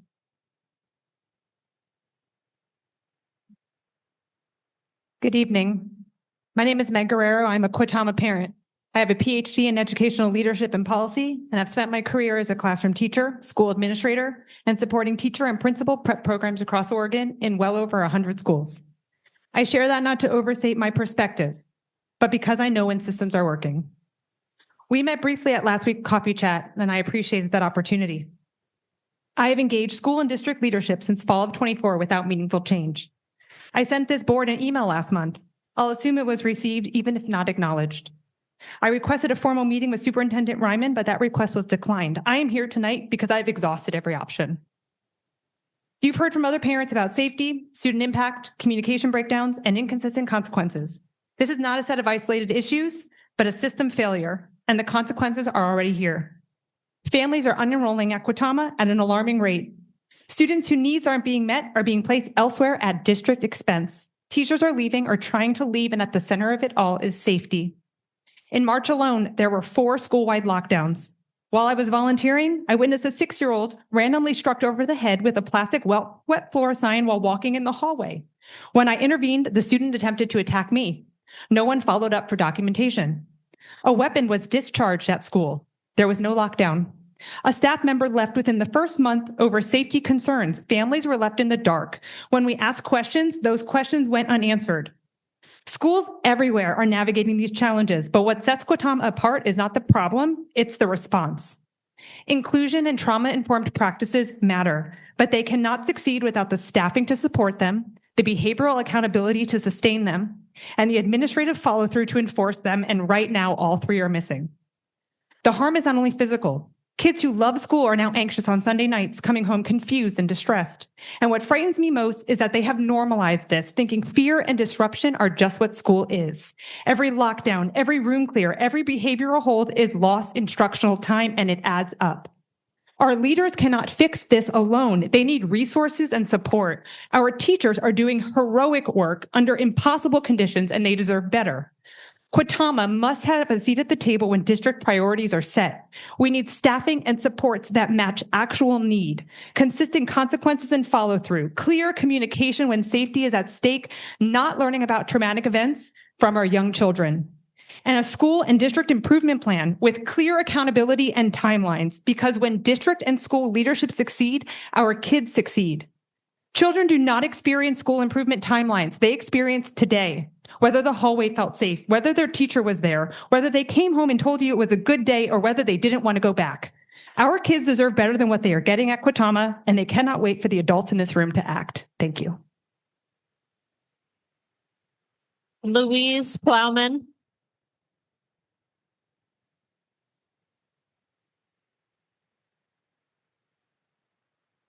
Hi, my name is Louise Plowman, and I have a daughter who's in 2nd grade at Quitama Elementary. I volunteer weekly in her classroom. Excuse me, can you please speak into the microphone? Oh, sorry, is that Thank better? you. Yes, right there. Again? Thank you. Okay. Hi, my name is Louise Plowman, and I have a daughter who's in 2nd grade at Quitama Elementary. I volunteer weekly in her classroom because I volunteer often. I get to see the classroom environment firsthand. My daughter has a great teacher, and I can see that she works very hard, and I appreciate her. I can also see that a lot more support is needed in the classrooms. The teacher has to spend a lot of time managing behaviors, which takes away from the learning. The teachers appear to be very stretched and under a lot of pressure. More classroom support would make a real difference. It seems like it is even more challenging when the class has a substitute teacher. My daughter, who has autism, was upset at school yesterday when there was a substitute teacher because the classroom felt more chaotic and too loud for her. When I volunteer, I mainly work with children on their reading. Some of the children who are in second grade are still working on their letter sounds. I'm concerned that they are not able to learn much in a class that is learning at a more advanced level than what they are at.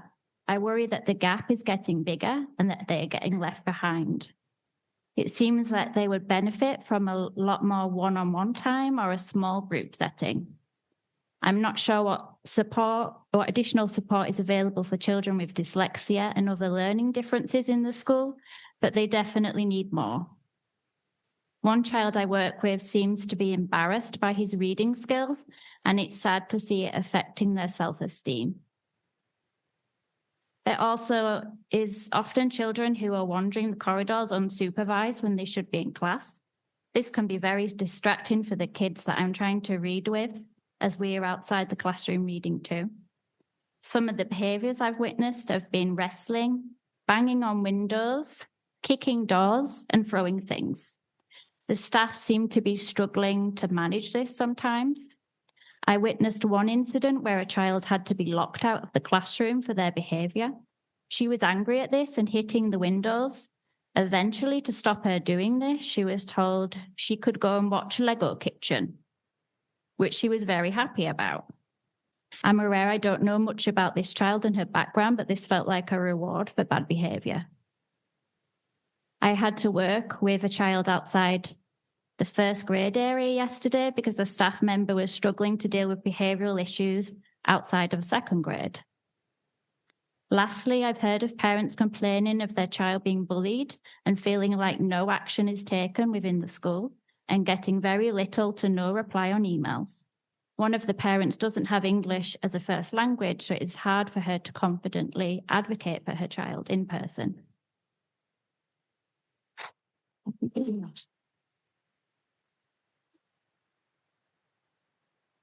Alicia Hyges.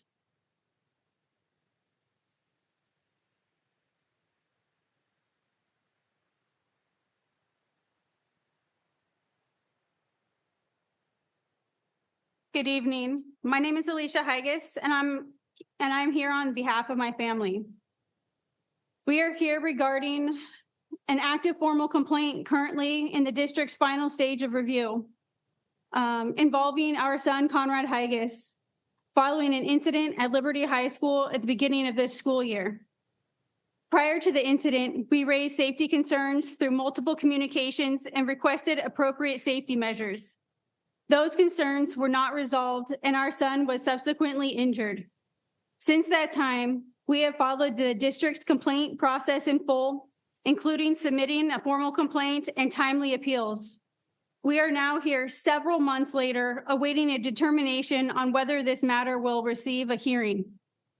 This has had a real and ongoing impact on our family and has significantly affected our son's ability to safely access his education. This matter involves student safety, conflicting accounts of events, and the effect of the process itself on a student's access to school.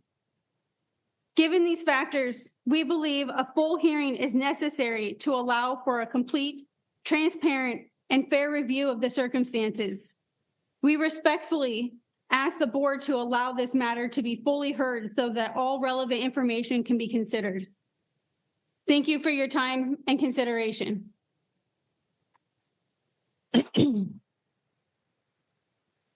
Tessa Bolzan.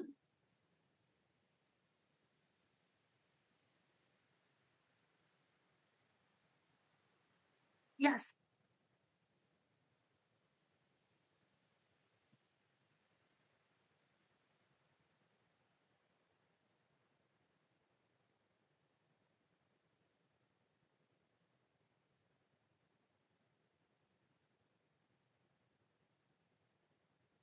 Yes, I can't see the other one.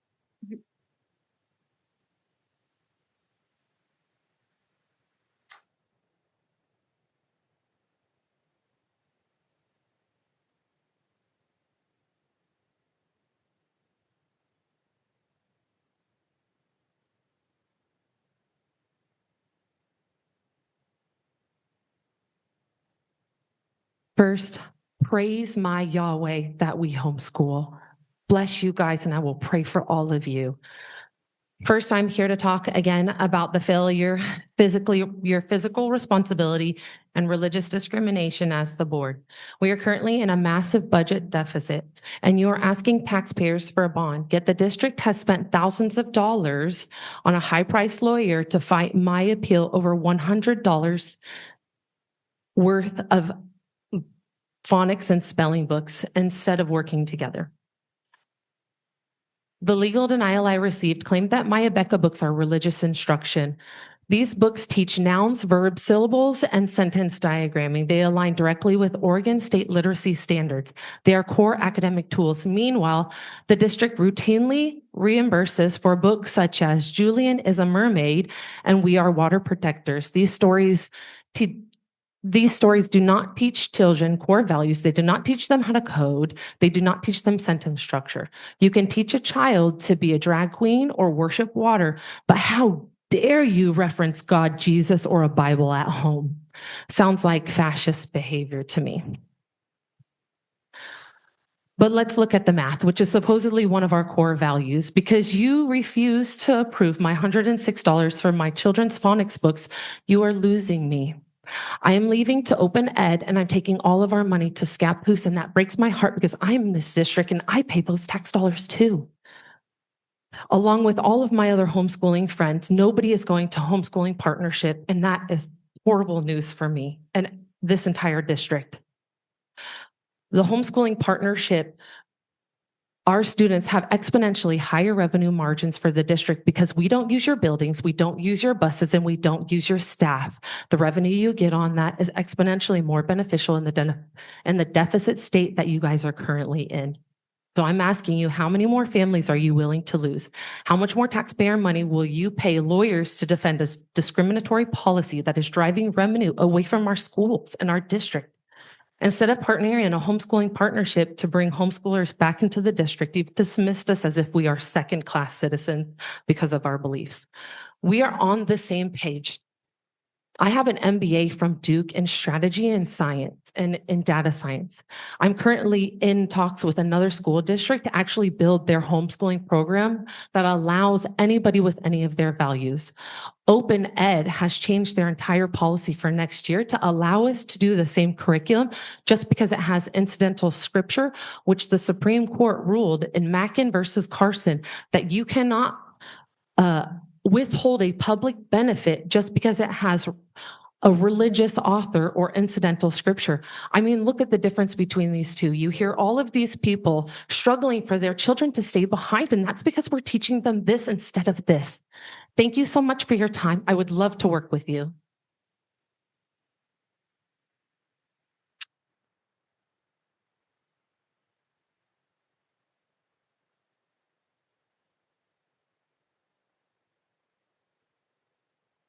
Our next agenda item is to approve the consent agenda. Would anyone like to make a motion regarding the consent agenda? I move that the board of directors approve the consent agenda as printed. I second. It has been moved by Director Watson and seconded by Director Ryan to approve the consent agenda as printed. Is there any discussion? Motion carries. Our next agenda item is the Bond Development Committee recommendation with District Communications Officer Beth Brazier.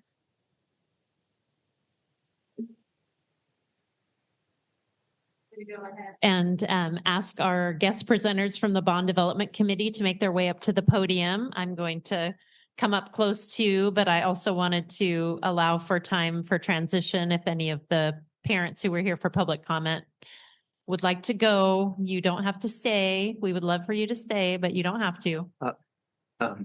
Madam Chair, Yes. maybe just to let folks know as they're leaving that board members don't share their perspective until the end of the meeting, but if you want to view with the board member's perspective on the things you share, you can view the video later.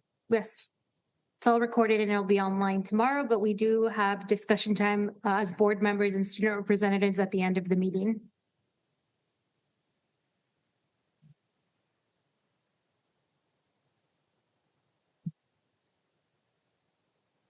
Well, good evening. I'm Steve Calloway, one of the co-chairs of the Bond Development Committee. And thank you for the opportunity to be here tonight to share with you the work. I also want to acknowledge and thank Beth Grazer and the great work that she did along with the consultants. And if we could just give them a round of applause, I think it is well deserved. So what we will do tonight is just kind of give you a brief overview of our proposal and receive your questions pending your approval of this in May. So if we can advance the slide. There we go. So, basically what we're going to talk about tonight is the basics of a bond, because for some of you, it's your old school, pun intended, at bonds. For others of you, it will be your first time. So we'll talk about the needs in the district, as well as the recommended bond program and the costs and the timeline. Now, when we say that this is a community represented, and created process, it included parents and principals and admin, community members, community partners, stakeholders, Parks and Rec members, you name it, they were a part of this. We had our parent representative groups, our villages, if you will, from throughout the district. And so then we had multiple community meetings, both in person and online. So we did an extensive outreach in every way that we could think of to make sure that we were getting the input from the public so that we could make and bring forward the best thing possible. So we as a school district, the next slide, please. This is us literally in a snapshot, 18,000 kids, 42 buildings, 19 fields, 5 tracks, and 25 tennis courts, 11,000 miles a day that our buses drive, and 15,800 meals a day that are prepared and served. It is remarkable what happens when those, when those buses start to roll to the last bus comes home. It really is a Herculean effort every single day. So the bond, next slide, please. We often hear levy and bond, and sometimes those terms get used interchangeably. But a levy is for operations and programs, and that is an ongoing thing, typically every 5 years. A bond is for things that have a lifetime of more than 1 year, and these cannot be used for staff or programs. It's important to note, and that third bullet, the state of Oregon does not provide any funding for school constructions. So every district is on their own. And we do, as a district, have a long history of support from our community. And we can see that on the next slide. Oh, sorry. This is what the bonds can be used for. So land and other tangible assets, acquisition, construction and improvement, maintenance or repair, furnishing and equipment, and remodeling. And those are typically things that we have done with our previous bonds. So again, it's just that some of our buildings now are in need of maintenance where they weren't in the previous 2 bonds. So if we could go to the next slide. So in 2006, the voters passed a $169 million bond. You can see that we constructed 5 schools, upgrades and remodels to 5 other schools, replacement roofs, heating, ventilation, those things that keep our kids safe and warm and dry. And then in 2017, we had a $400 million bond, or bond approval, and all of the projects that went along with that. And so we are now considering another bond, and that is to address needs that are now current, and because we have a bond that is also retiring. So with that, I will turn it over to our next presenter. And by the way, ask any questions you want of the other presenters, okay? And but also any questions that you might have. This is not your only opportunity to ask questions. Obviously, Beth and Superintendent Ryman and others are available anytime between now and your next meeting. So thank you very much. Hello, I'm Shira Longstrand. I am a parent of 2 in the Hillsboro School District. Quick little side, we're at Emily and we absolutely love it. But anyway, back to the presentation. So like Stephen said before, is this slide 10? 7. Yeah, okay. The need that we have for this bond is we have some aging facilities and some ongoing maintenance that needs to be taken care of, as well as safety, accessibility, and reliability gaps. And like Stephen mentioned before, we do have some projects from the last bond that need ongoing maintenance. And we want to protect the community's investment that they've made so far and improve upon it. Next slide, please. So how do we decide what goes into the bond? From my understanding, from being on the committee, they got direct leadership, people who were in the field and on the ground, boots on the ground situation, telling them their needs. They would bring that to the committee that was made of a very diverse group of those leadership, school leadership, parents, community members. And we would talk about it. There was multiple meetings. There was lots of data, which I loved. We were there to kind of analyze it and give our opinions on it, not necessarily decide what was going to happen, what wasn't going to happen. The meetings, there were many meetings with the public to get public feedback. All the information was made available in English and Spanish. And if there was any request for it to be in other languages, I'm sure they would have translated it. Next slide, please. And so this is kind of just going into who was actually there as the bond development committee.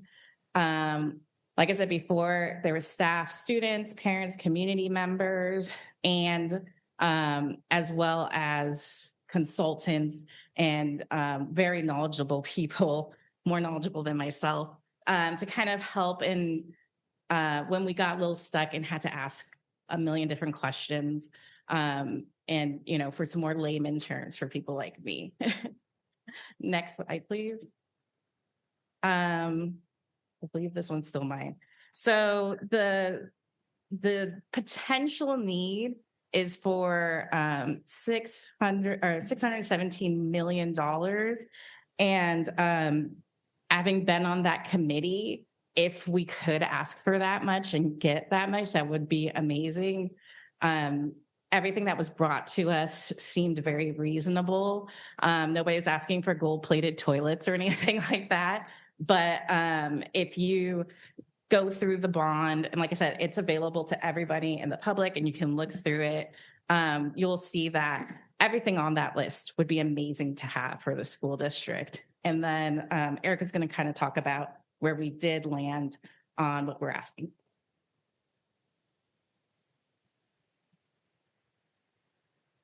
Hi, everybody. I'm Erica Lopez. I was a previous board member, and now I'm serving as the other co-chair of the bond committee.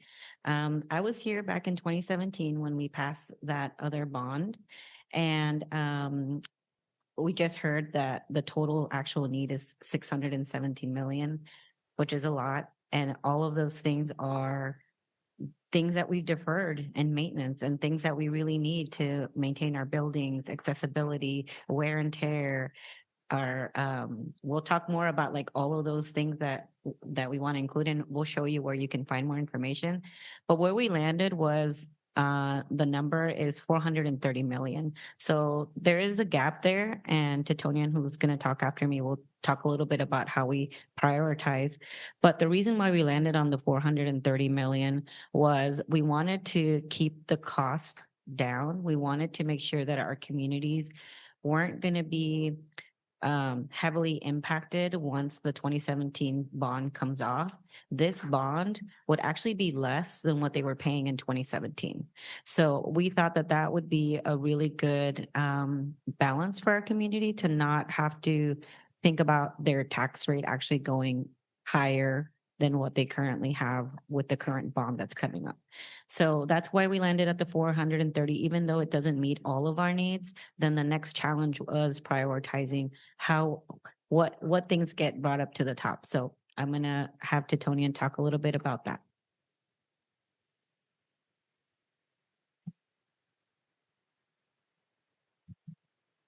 Good evening, directors and members of the public that are present tonight. My name is Titonian Wallace Sr. I am a parent in the Hillsboro School District as well, with 2 children that have gone through this school district.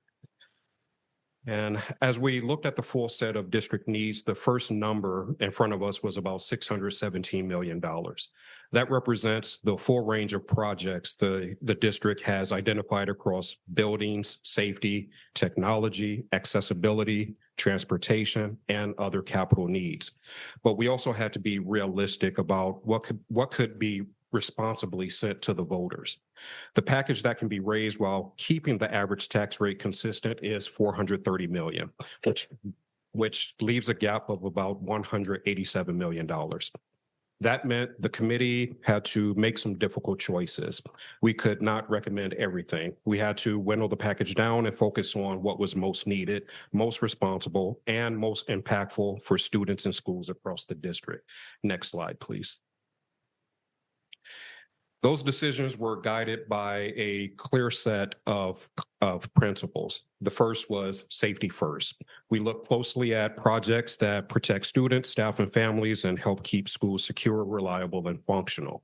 We also focused on equity across schools and student experience, making sure this bond was centered on not just one building or one area of the district. Every student deserves a safe, accessible, and supportive learning environment. Another major principle you will see was district-wide impact. We wanted a package that benefits the entire system, not just a handful of isolated sites. We also considered long-term sustainability, fiscal responsibility, and alignment with the district's strategic plan.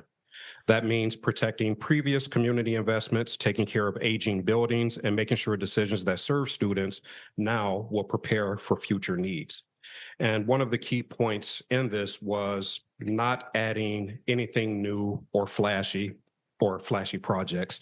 It's more so about taking care of what we have and making it work for every student today and in the future.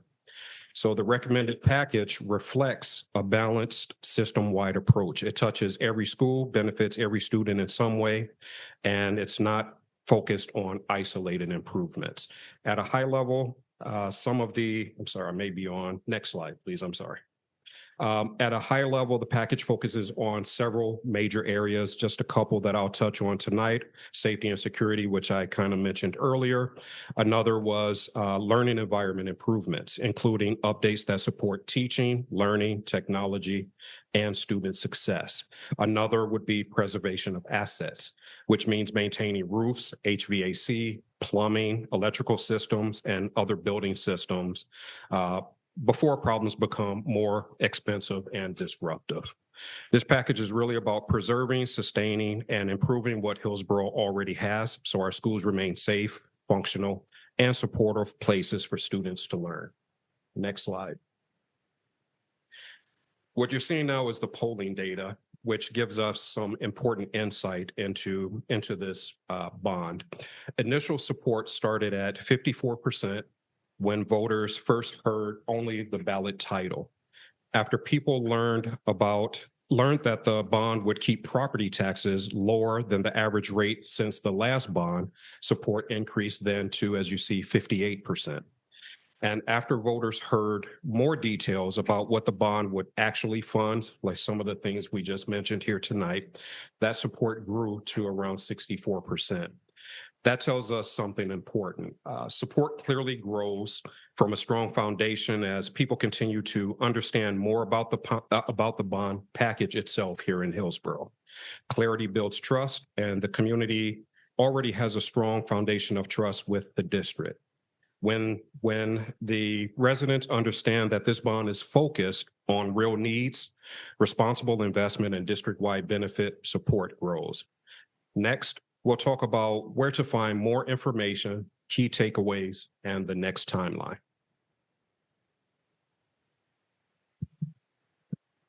Okay, so this website, the hillsboro-bond.org, is where you can find information specifically by feeder. It's broken down so you can see the amount that we're spending in each of the feeders.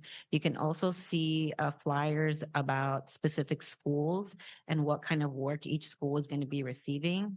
And there's a lot of other information that you can look at, like the projects. What are the things that are going to be taking on with this bond? I do want to mention that this is one of the unique situations in public education here in Oregon, is that most of the district's money goes towards instruction and goes to paying staff. And we don't have money in our budget to maintain our buildings and do all the necessary things to keep our doors open and keeps our facilities in good shape. So our one tool is to have this bond. And this community has been really committed for the last, 10 plus years of making sure that our facilities are kept up to date, that our systems are, up to code, even looking at our HVAC. There's a lot of projects. We learned so much about facilities that I had no idea, but this is just a really great learning opportunity for us, but also to remember that this is kind of the one tool that we have in our community because of the way that public education is funded in Oregon. If we can go to the next slide as well. Some of the key takeaways that a lot of my co-presenters already mentioned was about just the amount of people that showed up every session that we had. I just want to say thank you to the consultants and to the staff for really putting together these activities and sessions to really talk about the needs that we had in our district. And also, I want to mention again, the rate that we decided, it was not, it was very just intentional about cost containment and making sure that it wasn't a big burden in our community and that they wouldn't feel a big change in their tax when that time came. Again, the polling was really something that was reassuring to get us to that $430 million amount. And let's go to the next slide. So here's just a quick high-level timeline of the activities to date and what's coming up. So we've had all the engagements in September, and then today we're presenting to you. The board is going to make a motion next month or have an action item on this. And then from May until November, we are in campaign mode. So everybody, everywhere, we have to tell our neighbors, we have to tell our friends about this bond, because probably 3/4 of our community members don't actually have children in the district. So convincing voters where they don't see that investment, but it's the children in their community, is something that is a big lift. Convincing them that this is an investment in the larger, broader community, even though they might not have a child in our district. That is the big effort that we have, is informing our community members. So that's going to be happening in November, and then November will be the election day. Do we have one more slide? Oh, yes. Questions. If you have any questions for us. I want to say thank you for the presentation and give a quick shout out to former Mayor Steve Calloway of Hillsboro and Erica, who was a fellow board member who served for 8 years. And like she's mentioned, she did work on the previous bond.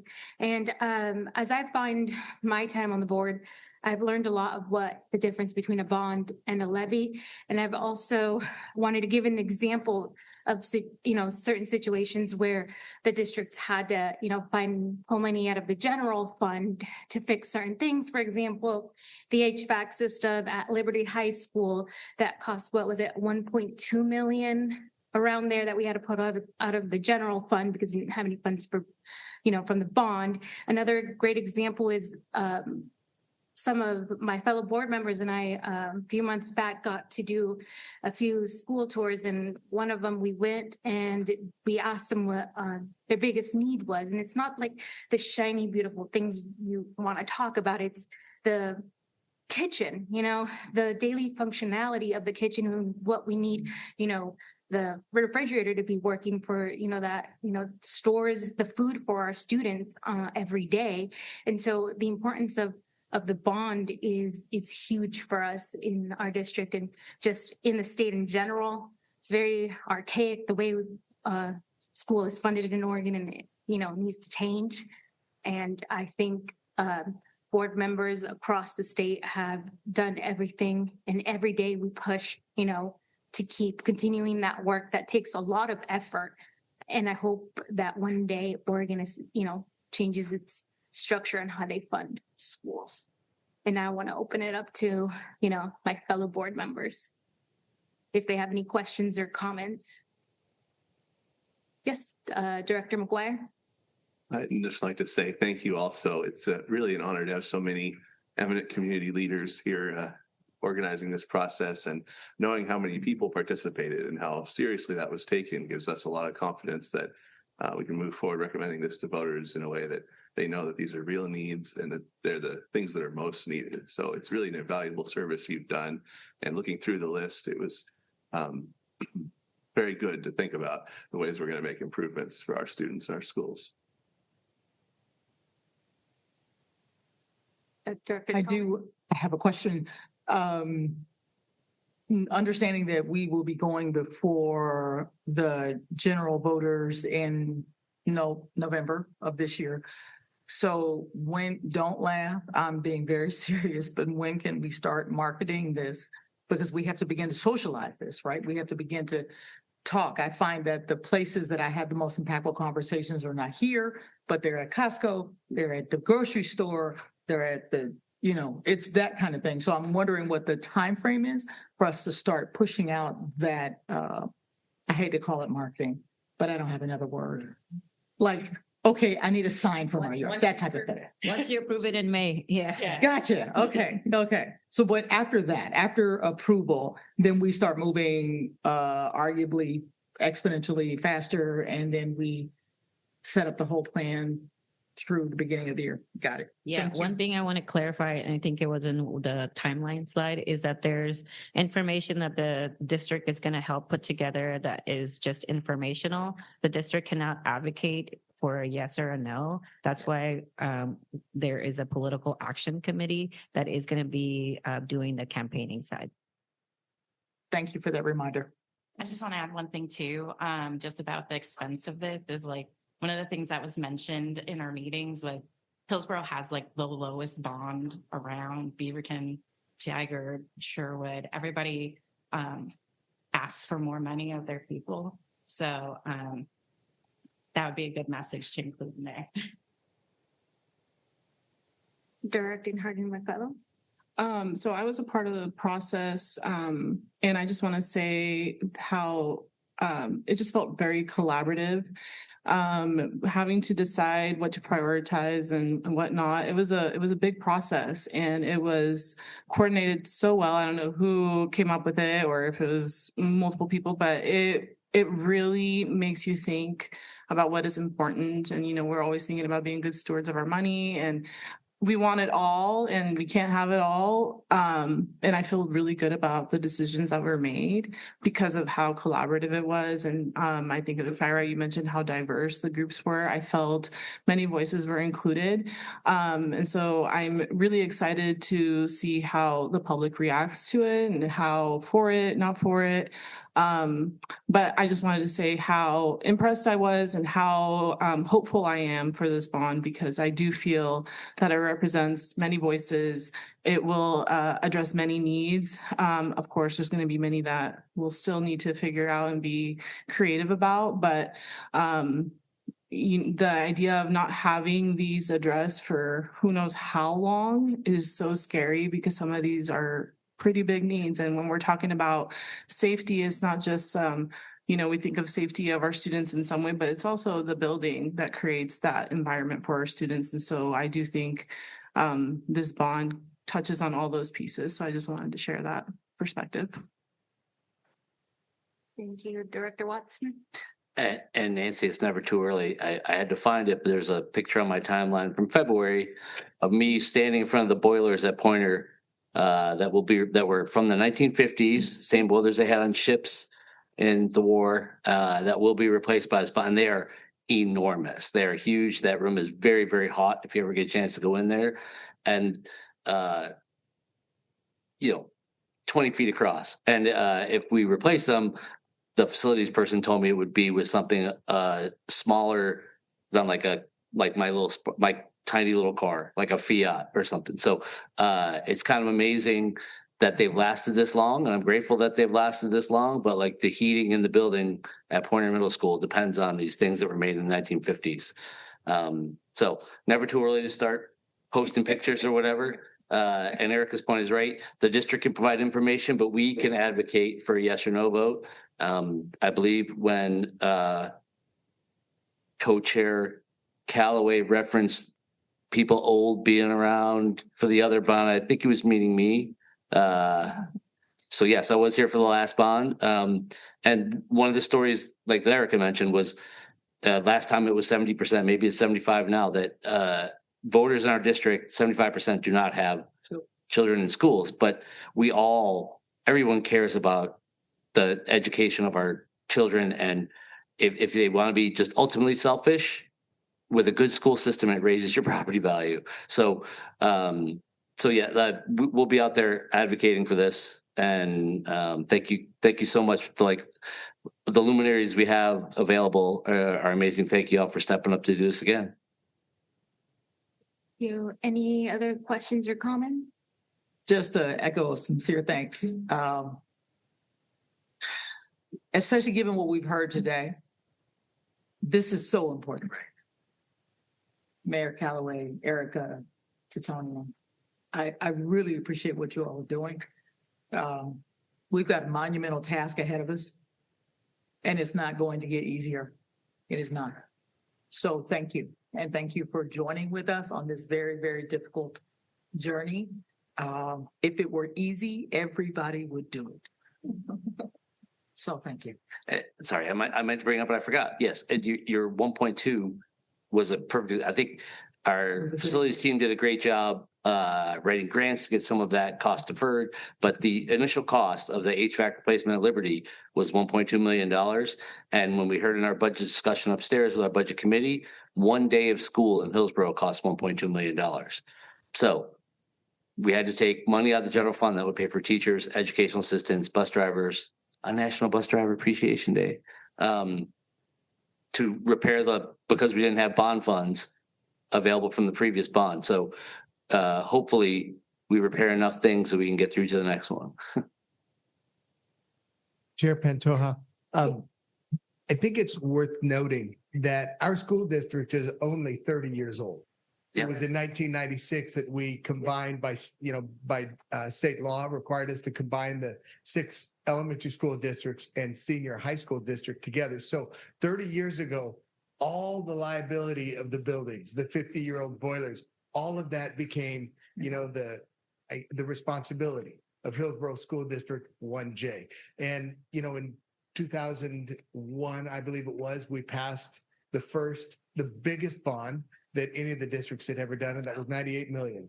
And so I'm going back, I'm older.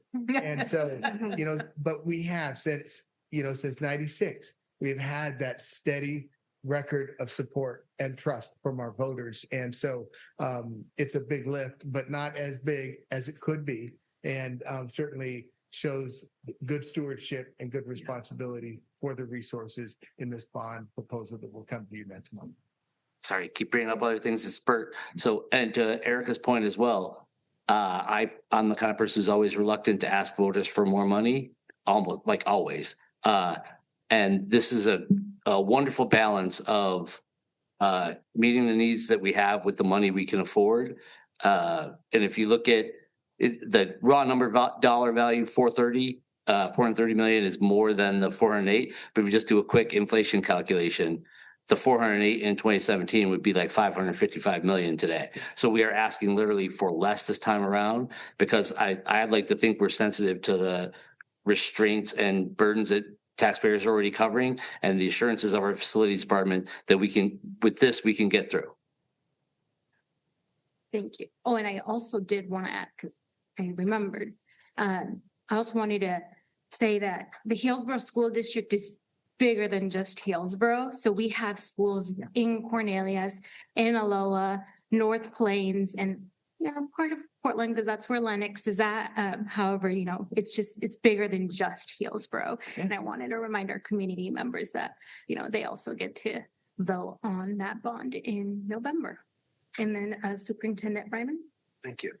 I just wanted to share appreciation. Erica, Steve, Shira, Titonian, I'm inspired by your leadership. Each one of you has stepped up over and over for our school district. And when we put this committee together with Beth and Evan's leadership, I always wonder who's going to have the discretionary energy to show up and do these processes with us. And you do. So thank you for answering the call and modeling that kind of leadership over and over for our school district, and appreciate your presentation tonight. Look forward to the next steps. Thank you. Our next agenda item is the financial report with Chief Financial Officer Scott. Is this on? Thank you, Chair Pantoja. Financial operations this month performed as expected. Our cash flow in March came in right where we modeled. This is the time of year when we begin to do what I kind of call the straddle, whereas we've still got a foot in closing out the books and making sure we end the year smoothly for audit and other purposes, and we begin working on that. But we also have put the rollover in already. Actually, we just did that this week, and we're beginning to prepare the systems financially for next year. So it's a busy time in addition to the budget planning you saw upstairs for the financial office. Lastly, I'll just mention that we start to see a lot of procurement activities at this point in the year for renewals on contracts and things like that. So we're working closely in partnership with our other leaders and school leaders on those things to kind of be prepared for the incoming school year. With that, if there's any questions, I'd be happy to address them. Any questions for Scott? No? Thank you, Scott. Thank you. Our next agenda item is the first reading of the 2027-28 school calendar with Direct Humans Resource Officer Kana. Thanks, Yvette. The 27-28 calendar has come forward with the support of the calendar committee, and they are starting a calendar that's similar, as I had shared on April 14th, to the 26-27 that has been adopted with an early September start, and maximizing student engagement and attendance time, and also thinking about instructional equity and meaningful feedback and semester balance and academic integrity. And one of the conversations that came up through the conversations with the calendar committee was around how we can create consistent academic instructional time for students at the start of the year so they can have a great start. And so if you look on the second page of what I've shared, this is a similar table that shows what we've adopted, what our proposal is, and any changes. And it's pretty similar to the 26-27 calendar. The big change is August 17th through the 19th will be a Tuesday through Thursday new licensed staff in service. That will be the one big change for this forthcoming calendar. And then I also put in the Labor Day comparison table between 2025 and 2036, just to have that as an anchor for part of our decision making for how that looks over the next 11 years. And so this is just the first reading. It'll be on first reading, and then at the end of May, you will determine whether or not to adopt this calendar. Are there any questions? Question or comments for Connor? I just wanted to say again publicly that we are fully aware of the pains and the difficulty that this has taken, but we deeply appreciate it. I want to say thank you to HEA and HCU for all of their help in being a part of these various committees to actually come up with this schedule. On its face to our community, this looks very easy. It is not. And we have fought very hard. Thank you, Connor, for the fight, because it was a fight, and we appreciate you doing it and bringing us to where we are right now. And we now have like 2 years ahead, 4 years ahead.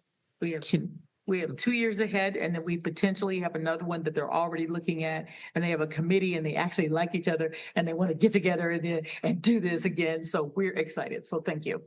Thanks, Nancy. And I do want to say thank you to the calendar committee. It was a collective effort with student voice, parent voice, staff voice, and just to really appreciate the collaboration and communication that came from those conversations. Thank you. Yeah, I was going to add that too. So as a board member, I'm grateful for the collaborative efforts of the calendar committee. We we all have our own strengths. I'm grateful to serve on a board with people with very different backgrounds. Mine is not in scheduling a school year. So it's great that, people who are just have a casual familiarity with it, we're able to get together with experts, talk it all through, and then bring a solid recommendation to the board.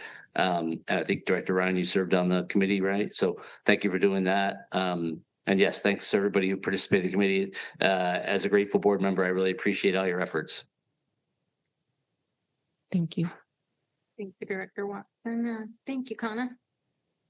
Our next agenda item is the supplemental budget hearing. We will now recess the regular session of the Hillsboro School District at 8:43 p.m. and call to order the supplemental budget hearing of the Hillsboro School District 1J at 8:43 p.m. We will now hear public testimony. Rose, have we received any public testimony in the budget hearing? Scott, is there anything you'd like to add? All I'll say, Chair, is, and we covered a lot of this in the last session, from my seat anyway, these are fairly routine changes that just reflect the reality of where our spending occur and help kind of prepare us to make sure we're aligned to GASB standards. Thank you. Thank you. Would anyone like to make a motion? I move that the Board of Directors approve the 2025-2026 supplemental budget resolution that includes revised appropriations for the purposes described by major fund and function. I second. It has been moved by Director Ryan, seconded by Director Harding Mercado, that the Board of Directors approve the 2025-2026 supplemental budget resolution that includes revised appropriations for the purposes described by major fund and function. Is there any further discussion? I know we're doing this more frequently and I appreciate it. Thank you. Rose, can you call the roll, please? Yes. Patrick McGuire. Aye. Katie Ryan. Aye. Jessica Hardin Mercado. Aye. Nancy Thomas. Aye. Mark Watson. Aye. Sheehan Kim. Aye. Yvette Pantoja. Aye. Thank you. Motion carries. We will now receive the supplemental budget hearing of Hillsboro School District 1J at 8:45 p.m. and call to order the regular session of the Hillsboro School District 1J at 8:45 p.m. Our next agenda item is to approve the 2025-2026 Drug, Alcohol, and Tobacco Prevention Plan. Would anyone like to make a motion? I move that the Board of Directors approve the annual revisions of the Hillsboro School District Drug, Alcohol, and Tobacco Prevention Plan. I second. It has been moved by Director Kim, seconded by Director Thomas, that the Board of Directors approve the annual revisions of the Hillsboro School District Drug, Alcohol, and Tobacco Prevention Plan. Is there any further discussion? Rose, can you call the roll, please? Patrick McGuire. Aye. Katie Ryan. Aye. Jessica Hardin Mercado. Aye. Nancy Thomas. Aye. Mark Watson. Aye. Sheehan Kim. Aye. Yvette Pantoja. Aye. Thank you. Motion carries. Our next agenda item is to review the superintendent's performance and approve performance evaluation. I will now read the superintendent's evaluation letter.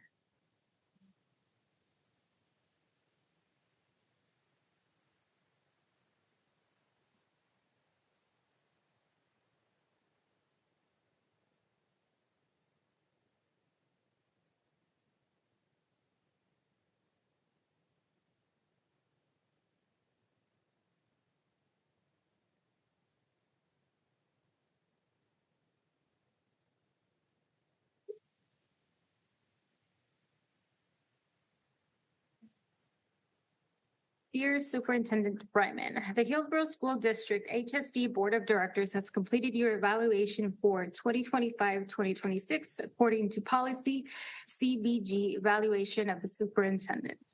This year's standards-based model include a pre-evaluation survey completed by individual board members, your self-evaluation that examines your leadership and operational performance, and a board discussion guided by independent consultant.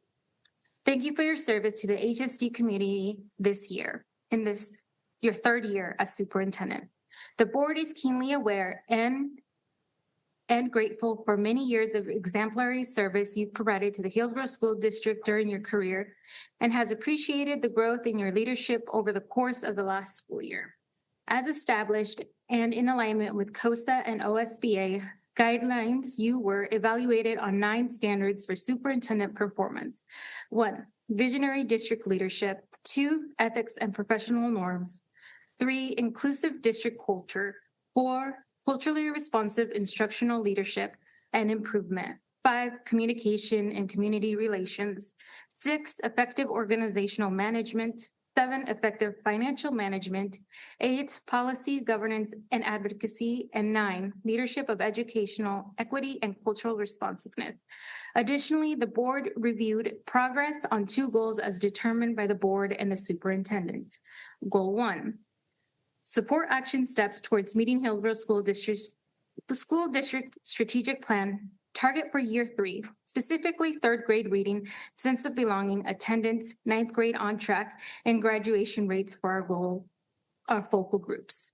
Goal 2, collaborate with Hillsboro School District directors for advocacy for stable and adequate funding for K through 12. Ratings for each standard are as follows: accomplished 4, effective performance 3, developing 2, ineffective 1. Superintendent Ryman, the Board of Directors values your commitment to community and district and your leadership towards our continuous improvement. The data from your evaluation shows strong performance and that we are continuing to make improvements as you progress in your tenure. The board came to a consensus on all 9 standards, and each will be detailed below. As a board, we are proud to have you as our superintendent.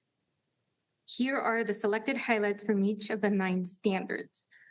Standard 1, visionary district leadership. The board assessed a score of 3. Directors value your consistent alignment of district work with strategic plan and your strong regional and community partnerships. You have demonstrated responsiveness through diverse outreach, particularly with Spanish-speaking families. To further strengthen this work, the board looks forward to updates that explicitly connect partner feedback to shift in district priorities. Standard 2, ethics and professional norms. The board assessed a score of 3. Directors noted your strong ethical leadership and professionalism in navigating complex political issues. The board values your transparency and collaborative approach. Moving forward, continued framing of legal and policy implications will further strengthen collective decision-making. You are recognized for fostering a positive professional climate that empowers staff with maintaining high expectations. Standard 3, inclusive district culture. The board assessed a score of 3. The board recognizes your commitment to creating inclusive, safe, and welcoming schools for all families. The board values your strength community engagement through coffee chats and the equity, access, and engagement team. We look forward to seeing how staff and administrators' perspectives further contribute to and shape this inclusive district culture. Standard 4, culturally responsive instructional leadership and improvement. The board assessed a score of 3. The board recognizes your strengthening of instructional systems through data cycles and leadership development. The board values your state-level advocacy for multilingual assessment as a commitment to equitable student measures. We look forward to more explicit connections between these systems and measurable outcomes, including evidence of how culturally responsive leadership practices are consistently embedded across schools and curriculum. Standard 5, communication and community relations. The board assesses a score of 4. The board recognizes your strong communication with visible presence across the community, including your engagement with local businesses and higher education. The board values your transparency and your effective state-level advocacy in highlighting district accomplishments. Your regular attendance at school and community events continues to reinforce trust and strengthen relationships with students and families. Standard 6, effective organizational management. The board assessed a score of 3. The directors commend your strong organizational leadership and creative management of operational and budget challenges. The board values your proactive engagement with labor partners in the strengthening of data and recruitment systems. These efforts are reflected in the district's steady strategic plan progress, transparent communication with the board, and an achievement of a 90% four-year graduation rate. Standard 7, effective financial management. The board assesses score of 4. Directors commend your strong leadership through a difficult budget years, specifically your alignment of reduction with a strategic plan. The board values the collaboration with labor partners and the CFO that ensured clear communication regarding budget impacts. Additionally, the mini budget sessions have effectively improved transparency and strengthened the board's understanding of complex financial issues. Standard 8, policy, governance, and advocacy. The board assesses a score of 3. The board values your active advocacy at the state and local levels and your efforts to keep the board informed on legislative priorities. Your collaboration with public agencies and law enforcement demonstrates a strong commitment to effective governance. Additionally, tools like advocacy recipe cards have enhanced transparency and supported the board's ability to make informed policy decisions. Standard 9, leadership for educational equity and cultural responsiveness. The board assessed a score of 3. Directors recognize your consistent centering of equity in district planning and its integration into schools' improvement goals. The board values your culturally responsive leadership in implementing programs like Not at My School and your proactive response to community concerns. Additionally, your state level advocacy for dual language assessments demonstrates leadership that supports equitable success for all students. Goal 1, support action steps towards meeting HSD's strategic plan targets for year 3, specifically 3rd grade reading, sense of belonging, attendance, 9th grade on track, and graduation rates for our focal groups. Directors recognize your strengthening of district monitoring systems, including the implementation of the DCA data system and PK through 12 data summits. These efforts contributed to measurable progress, notably a 90.43% four-year graduation rate and gains for focal groups. While data accountability for principals has significantly improved, the board encourages continued focus on translating these systems into classroom level results and maintaining literacy and math progress despite budget constraints. The board also encourages a sustained focus on proactive communication to clarify how instructional shifts and belonging measures are tracked to ensure ongoing strategic alignment. Goal 2, collaborate with HSD directors for advocacy for stable and adequate funding for K through 12. Directors value your coordination of legislative visits and regional collaborations with OSBA and neighboring districts. Which have prepared the board to advocate confidently. You have effectively tied funding discussions to tangible student outcomes. Given the challenging statewide landscape, the board emphasizes the need for continued strategic coordination and clear communication regarding the impact of budget reductions on our priorities. Superintendent Ryman, as we approach the conclusion of your 3rd year as the superintendent of the Hillsboro School District, the board recognizes your steady leadership and the sophisticated systems you have built to drive the district forward. While you credit your team for HSD success, the board acknowledges the culture of high expectations and ethical professionalism is modeled from your position. We are confident in your ability to navigate current fiscal challenges while maintaining a relentless focus on strategic targets. We look forward to our continued partnership as we work together to know, value, and empower every student to achieve their dreams. Thank you from all of us making an HSD proud. Thank you, the Board of Directors. Thank you, Rose. Thank you. Yes. I want to appreciate directors for investing the time that it took to do the evaluation process. And, I hold myself and our organization accountable for continuous improvement, and it starts with personal improvement. So thank you. I also, when I listen to that, I hear all the work of my team. in each one of those details, and you can see it too. I am really proud to be just a part of this team and part of the community of folks who run our school district. And finally, I just want to say that the critique and the areas of focus that you called out give us encouragement and focus for moving forward. So thank you very much for your work. Thank you, Director Ryman. And that concludes our agenda items and brings us to HC. Wait, I think. Kidding. No, with that, would anyone like to make a motion? I move that the Board of Directors commend the superintendent for his leadership of the Hillsboro School District and direct that the evaluation letter be placed in his personnel file. Second. It has been moved by Director McGuire and seconded by Director Watson that the Board of Directors commend the superintendent for his leadership of the Hillsboro School District and direct that the evaluation letter be placed in his personnel file. Is there any further discussion?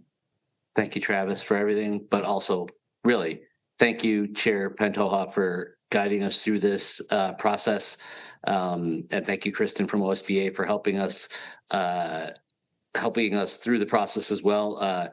As somebody who had to do this 3 times myself, I'm grateful and understand all the extra effort you had to put in. And I absolutely understand how awkward it is having to read someone's review letter in public. So thank you for doing that. We appreciate you being our chair. Shout out to Cabinet because it reflects the work that you do as well. So Absolutely. Yeah. Yeah, I think he's getting credit for a lot of your work.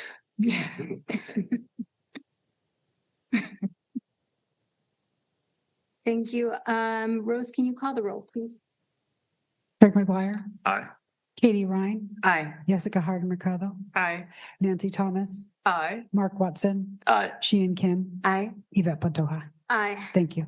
Motion carries. Now that concludes our agenda items and brings us to HCU, HEA reports and okay, so HCU. Kira.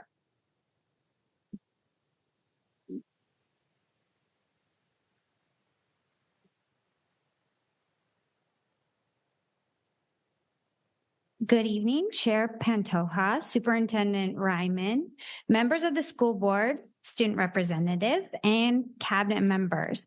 Happy School Bus Driver Appreciation Day.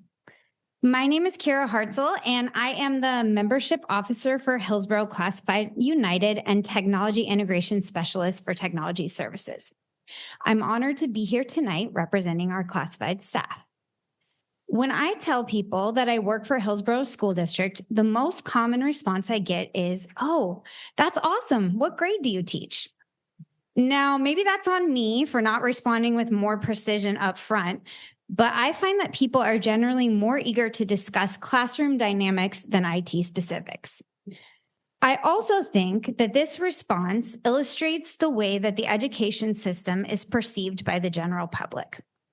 Classroom instruction is the visible and tangible result of the work that we do at HSD, but it is far from the only work that we do. The infrastructure that supports this work, from facilities operations to administrative support to transportation to technology to nutrition services to business services to HR and more, create an ecosystem that our students and staff depend on every day. When our infrastructure is operating effectively, it is almost undetectable. It is often only when it breaks that it becomes visible, and then it becomes visible as a problem. Consider this for a moment. You don't stop to think about your HVAC system until your AC starts blowing hot air in the middle of July. The same is probably also true for many in our community when we think about public education infrastructure, HVAC included. Most of this work is invisible until normal operations are interrupted. That's been on my mind in the past few days following the voluntary layoff notices sent last week to some of our classified employees. For the last 2 rounds of bargaining, our union has advocated for reasonable and sustainable wages because the people who support this system deserve stability in their own lives, the ability to pay rent or mortgages, put food on the table, and support their children, many of whom are also students in this school district. Instead, what we're now experiencing is instability in our employment. For those facing possible layoffs, it's the stress of financial uncertainty. For those who remain, it's increased workload in an already strained system. And for the students and teachers we support, it's the growing visibility of the cracks in our infrastructure. Classified staff are not asking for recognition's sake. We take pride in supporting our licensed colleagues and in doing work that often happens behind the scenes. But invisibility should never mean being overlooked, especially when decisions are made that affect our livelihoods and the stability of our schools. When classified staff are supported, our entire system is stronger. Buses run on time, classrooms are ready, students are fed, technology works, and schools remain safe and functional. When positions are cut, those systems don't just bend, they begin to break in ways that directly impact students. I'm not saying this because I think we have the power to change state funding within this room tonight, but because I stand before you as a passionate advocate for classified staff. As long as I serve in this role, I will continue to bring you the same message. It's the message that I know our staff want you to hear. Until our state fully recognizes investment in public education as essential and funds it appropriately, we must all continue to advocate collectively and consistently on behalf of the people who make this system work. Tonight, I urge you to consider not just the immediate financial decisions before you, but the long-term health of the infrastructure that sustains this district. Investment in our classified staff is an investment in stability, in equity, and in the success of every student and teacher in Hillsboro School District. Thank you for your time and for your commitment to all of the people who make our schools work.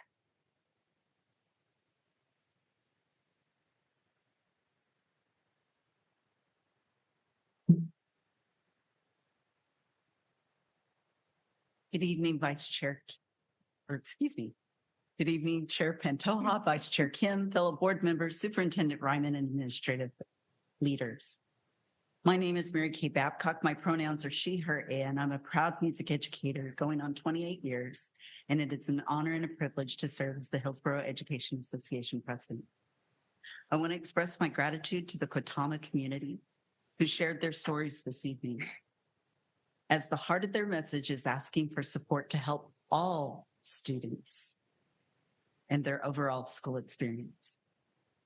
When entering education as a profession, we expect that our schools will be safe and inclusive places focused on instruction and learning.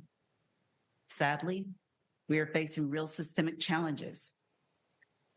Our parents are begging to partner with HSD to improve their students' day-to-day lives, and I hope their message is taken seriously and action is taken to address their concerns.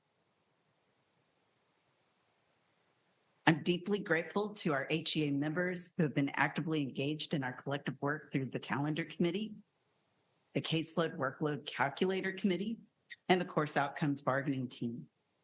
The level of involvement is what makes our union and our partnership with HSD strong, and it ensures our work is grounded in the real experiences of our educators. It was evident in our March special education, course outcomes, and superintendent listening sessions that there was a common thread of concern. Students' needs are quickly outpacing our staffing shortages and our resources. What we are seeing is not a lack of effort, it is a system under strain. Educators are being asked to do more with less for students who need more than ever. Nonetheless, educators continue to show up for their students with compassion, professionalism, and unwavering commitment to their student success, often under incredibly challenging circumstances. The most meaningful way we can honor that commitment is through action, by ensuring they have the support, time, and resources needed to do their jobs well. That means taking concrete steps to prioritizing safety and inclusive learning environments where both staff and students feel secure, respected, and supported. It requires a consistent and thoughtful commitment to upholding our standards of student conduct, building discipline plans, district policies, and our license contract language with fidelity. Across the buildings I visit, one concern rises above all the rest: a lack of consistency and follow through in addressing student behavior. When expectations are not applied equitably, or responses vary from situation to situation, it undermines both the learning environment and the trust that educators and students place in the system. Consistency is not just an operational goal. It is essential to maintaining safety, stability, and cultures where everyone can thrive. It is deeply concerning to hear the announcement of reduction in force of 36.5 FTE positions this evening, as well as cuts to school and department budgets. We appreciate the decision to avoid further reductions at the elementary level and special education levels, given the significant losses those areas experienced last year through attrition. However, these decisions will inevitably lead to increased class sizes at the secondary level. And as you heard directly from our high school educators last year, many classrooms were already at or beyond capacity. I remain concerned about what these additional pressures will mean for teaching and learning in the year ahead.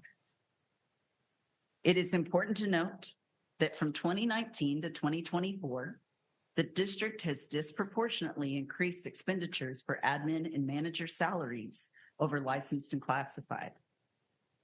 This approach reduces the number of student-facing positions that the district can provide for students and their families. The reality is that reductions to student-facing positions cause the most harm to student learning. At the end of the day, a budget is a values document. Our values need to reflect what's best for student learning. And in order to do that, we need to first and foremost protect student-facing positions. We must protect all student positions or student-facing positions moving forward. Our students deserve it. Thank you.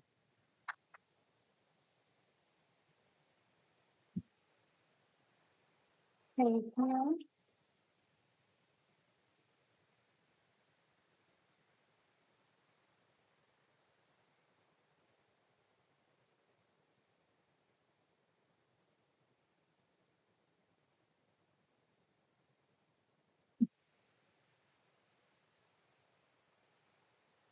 This brings us to discussion time, and we will start with our student representative, Nicole.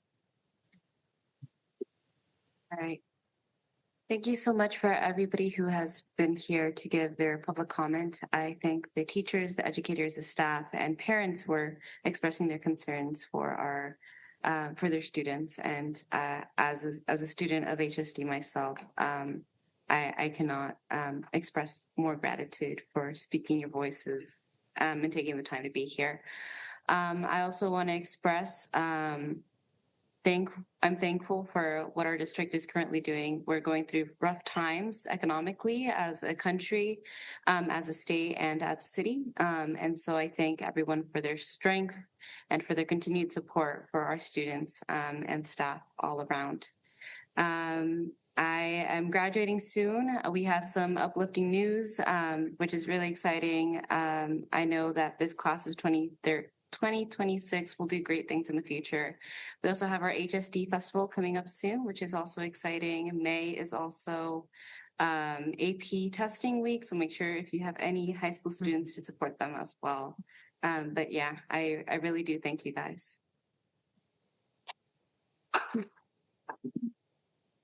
Thank you, Nicole. Superintendent Ryman. Thank you, Chair Pantoja. I do want to thank parents who showed up to advocate for their kids today. It really hurts my heart when I hear that students and families are experiencing our schools negatively, and I want you to know that I hear you and that we understand what's going on at Guatama and have added resources there, and we're committed to improving your experience. So thank you for being here, and I want you to feel heard. I also want to thank the bond committee tonight, the budget committee tonight, the calendar committee tonight. Tonight was just the tip of the iceberg of a whole bunch of work that's been cooking for months. And so I appreciate all of the community members and colleagues who participated in that work. Crystal Apples were a big celebration last week. I want to give a shout out to the Chamber who have supported education consistently. They have a view of our students as vital to the economic development and the businesses that run in this community, and they put their money where their mouths are, and they celebrate our teachers, our classified staff, and our administrators at the Crystal Apples each year. I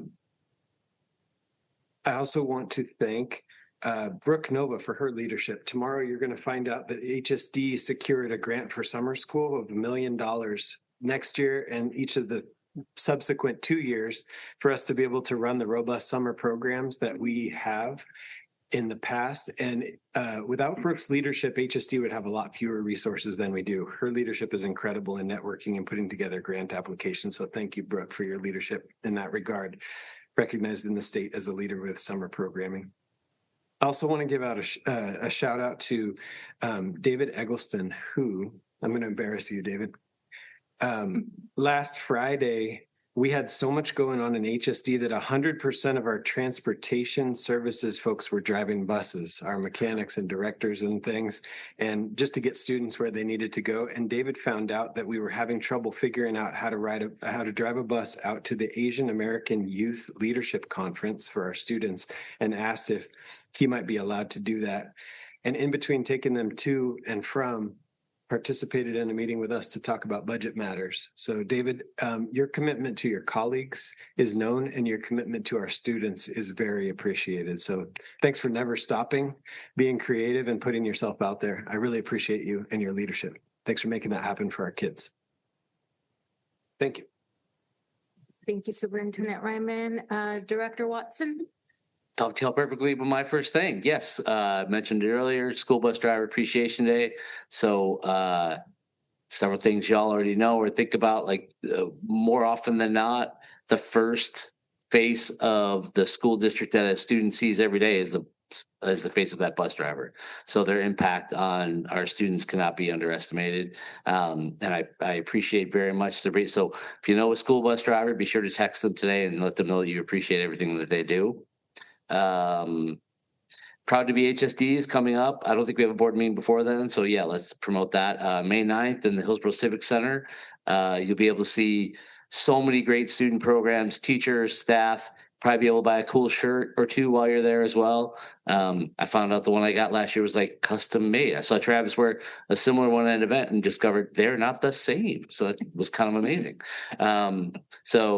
And the folks in the downtown who work on downtown activities in Hillsboro are always excited to tell you that Proud to be HSD Festival Day is the most busy Saturday market of the entire year. So come on out, see all our students and faculty and clubs and everybody. It's great. I'll see you there. No matter how you feel about the governor's recent executive order regarding instructional time, the question I would have is, did they have the right people in the room as that was being crafted? As I watched, so yeah, I'm a nerd who watches legislative hearings and board meetings and whatnot, but as I watched the Board of Education discussion when that got inserted at the beginning of their agenda on a surprise and watched them discuss it, saw superintendents, other board members ask questions, pointed questions for an hour, the board take a break for an hour, and when they came back, two of the items were crossed out, two bullet points were crossed out. It means, like, all that means to me is, how did you not have the people who asked those questions in the room as that was being crafted? That would be the question I have. So I think protecting instructional time is important, but I also, if 1 hour of questions makes you cross two things off of your executive order, I wonder who the team was that was helping you craft that executive order. That's just my opinion, not the position of the board or anything. But yeah. And I know we are in tough budget times. I get that. To be fair, when have we not been? I don't really remember a time that we haven't, and we're always able to do more with less. And I think we are at the breaking point of where that may not be possible. And Hillsboro is very used to outperforming its demographics. But I would also like to caution the person, the gentleman from budget committee's not here. The unfunded liability of PERS, the amount of our budget that PERS takes up continues to increase. But as the Supreme Court of Oregon said, those are benefits gained for work that's already been performed. We may not have made those promises to those workers in our school districts and our fire stations and our police departments, but it is our obligation as the current leaders to live up to those expectations. I want to be careful that we don't villainize teachers that dedicated a career and life to our district, and classified employees and bus drivers, all the people. I don't think it serves us well to villainize any of those people who are collecting PERS right now, because almost everyone serving in the education field could probably make more money doing something else. They do it because they love our students and they take less. And at one point, to keep them from leaving in mass, people before us made this promise to them. And it's our job to uphold that promise. So we should talk about different ways to manage all of that, but let's be careful not to villainize the people who are collecting benefits for work that they've already done. And I worry quite a bit systemically long-term. We are not the only district cutting positions. Almost every district in the metropolitan area is cutting positions. And I worry very much the message that sends to our young people considering education as a career when they see so many education professionals unemployed. What would make that a desirable position? And we need people to want to be teachers. Thanks. Thank you, Director Watson. Director McGuire? Thank you. Tonight, we heard parents speak frankly about problems at one elementary school. Assaults, threats, children's on anxiety medications, coming home agitated. These are profoundly alarming. We cannot have a loss of institutional control. We have to expect an atmosphere of comedy, safety, authentic kindness. That's a baseline for learning that we have to keep as an absolute expectation. No lack of resources can ever make it acceptable not to have that. So we appreciate you being here and telling us what's happening. I especially appreciated the comments shared by email by Dr. Guerrero, and her experience was very helpful to me in understanding the situation. What you've shared made me think of a report I read a few weeks ago from Brookings that just came out last month. They surveyed teachers around the country, and this is what they said. Teachers report a substantial increase in defiance, inappropriate language, threats, and serious disruptions that should be of concern to all of us. It's tempting to blame smartphones, but widespread smartphone use predates the pandemic, and the disruption trend did not turn sharply negative until after 2019. So while smartphones may be a contributing factor, teachers are telling us, Brookings, that something since the pandemic has fundamentally altered the classroom environment. I think you're experiencing that. Some experience it more than others, but that's a real thing that's happening. And I want to speak frankly that as board volunteers, one of the things I struggle with, and I think some of my colleagues do, is that because we can't operate on a deficit and we have fixed resources, every time we surge resources to one situation, we have to take that away from somewhere else. And then that hole creates additional needs and problems there. So that's not an excuse not to find innovative ways to make it work, to hold this together, to have that baseline. But it is a recurring challenge for us as board volunteers that how can we fill these needs without creating needs elsewhere? I will commit to visiting Kutama. I haven't been in quite a while, and finding out firsthand what's going on and making sure I get the updates from senior leaders in our district about what they're doing to investigate and address these concerns and this atmosphere that can't continue this way. Having said that, I do also want to highlight that there are so many good things also happening here in Hillsboro in our community. I went to one of the first farmers markets recently, and it made me think of what we've already discussed about the Proud to be HSD festival coming up. I know I've heard for a few years that the chair of our board is often invited to be one of the HSD mascot judges. And I figured one of these years I'm going to bribe someone to be able to also get on that, because that sounds like a whole lot of fun to look at all the mascots.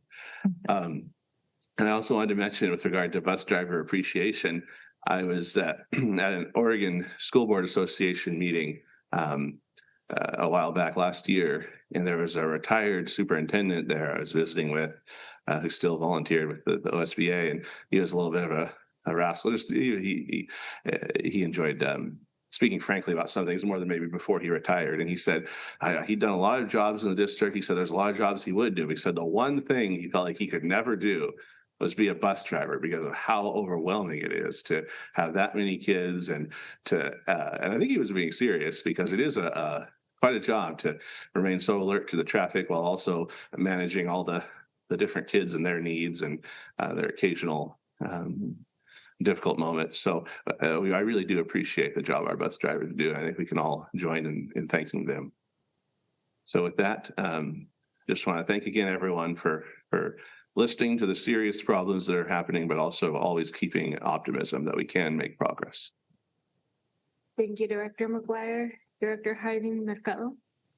So I too want to comment on the concerns our families have shared with us regarding the safety and behavior challenges you're facing at your student's school. I want to say that I can relate to this a lot as an HSD parent. When something like this happens at your child's school, it really sticks with you in so many ways. It can be very unsettling, and really what you want is just to know that your child is safe. So I hear you and I relate to you on that. And sometimes it's not even what your own child is experiencing, but what they are hearing from their friends, or what their friends are experiencing too, what their teachers might be experiencing. Like, they are not blind, they see it, they hear it and feel it, and they bring it home to you. I also want to comment on this as a teacher perspective, because I'm a former classroom teacher. And I know that our educators are holding so much right now. There are truly real challenges in classrooms, and people are working so hard to support the students who have so many wide ranges of needs. And as a teacher, sometimes it could truly feel like you're in constant survival mode. And that is not good for our children, our students. It's not good for our colleagues. It's really hard to do what we want to do best, which is teach and help our students, achieve in all ways. And so I think both things can be true. And because of that, I think you're absolutely right. There is accountability that really matters here. I just wanted to say that I agree. Families deserve clear communication, not just when something big happens, but consistently. We deserve to know what is being done to keep students safe, how situations are being handled, and what supports are in place. And sometimes you get the messaging about what the district is doing. And what we want to hear is what is happening in my child's classroom at my child's school. And so if you're not hearing that, that's something that we need to work on. And also from a systems level, we have to keep asking, are we giving schools what they actually need to be proactive, not just reactive? Do they have the staffing, the behavioral supports, and even the clarity to respond effectively? That is all super important. And we're not asking for perfection. I think, as a parent, I know things happen at my child's classroom and schools.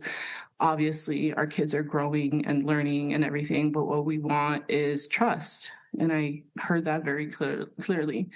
So I just want to say your concerns are valid. I heard that you want trust through transparency and follow through. And more than anything, I just want to thank you for sharing your experience with us.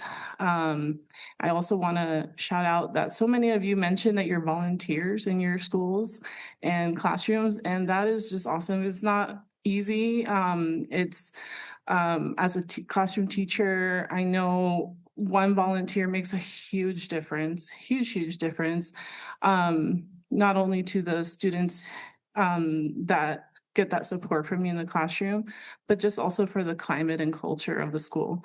And that's not always easy from our families, because schedules and time and everything is hard. So that you're able to do a little here and a little there goes a long ways. And it helps because you get to bring this is your experience that you're sharing. You're not coming to us with hearsay or my student said this and I believe my student. No, like you saw this, you experienced this, you're feeling this and that. That's huge. So I just wanted to say that. And yeah, I'll just keep it there. Thank you, Director Harding. Mercado, Director Thomas.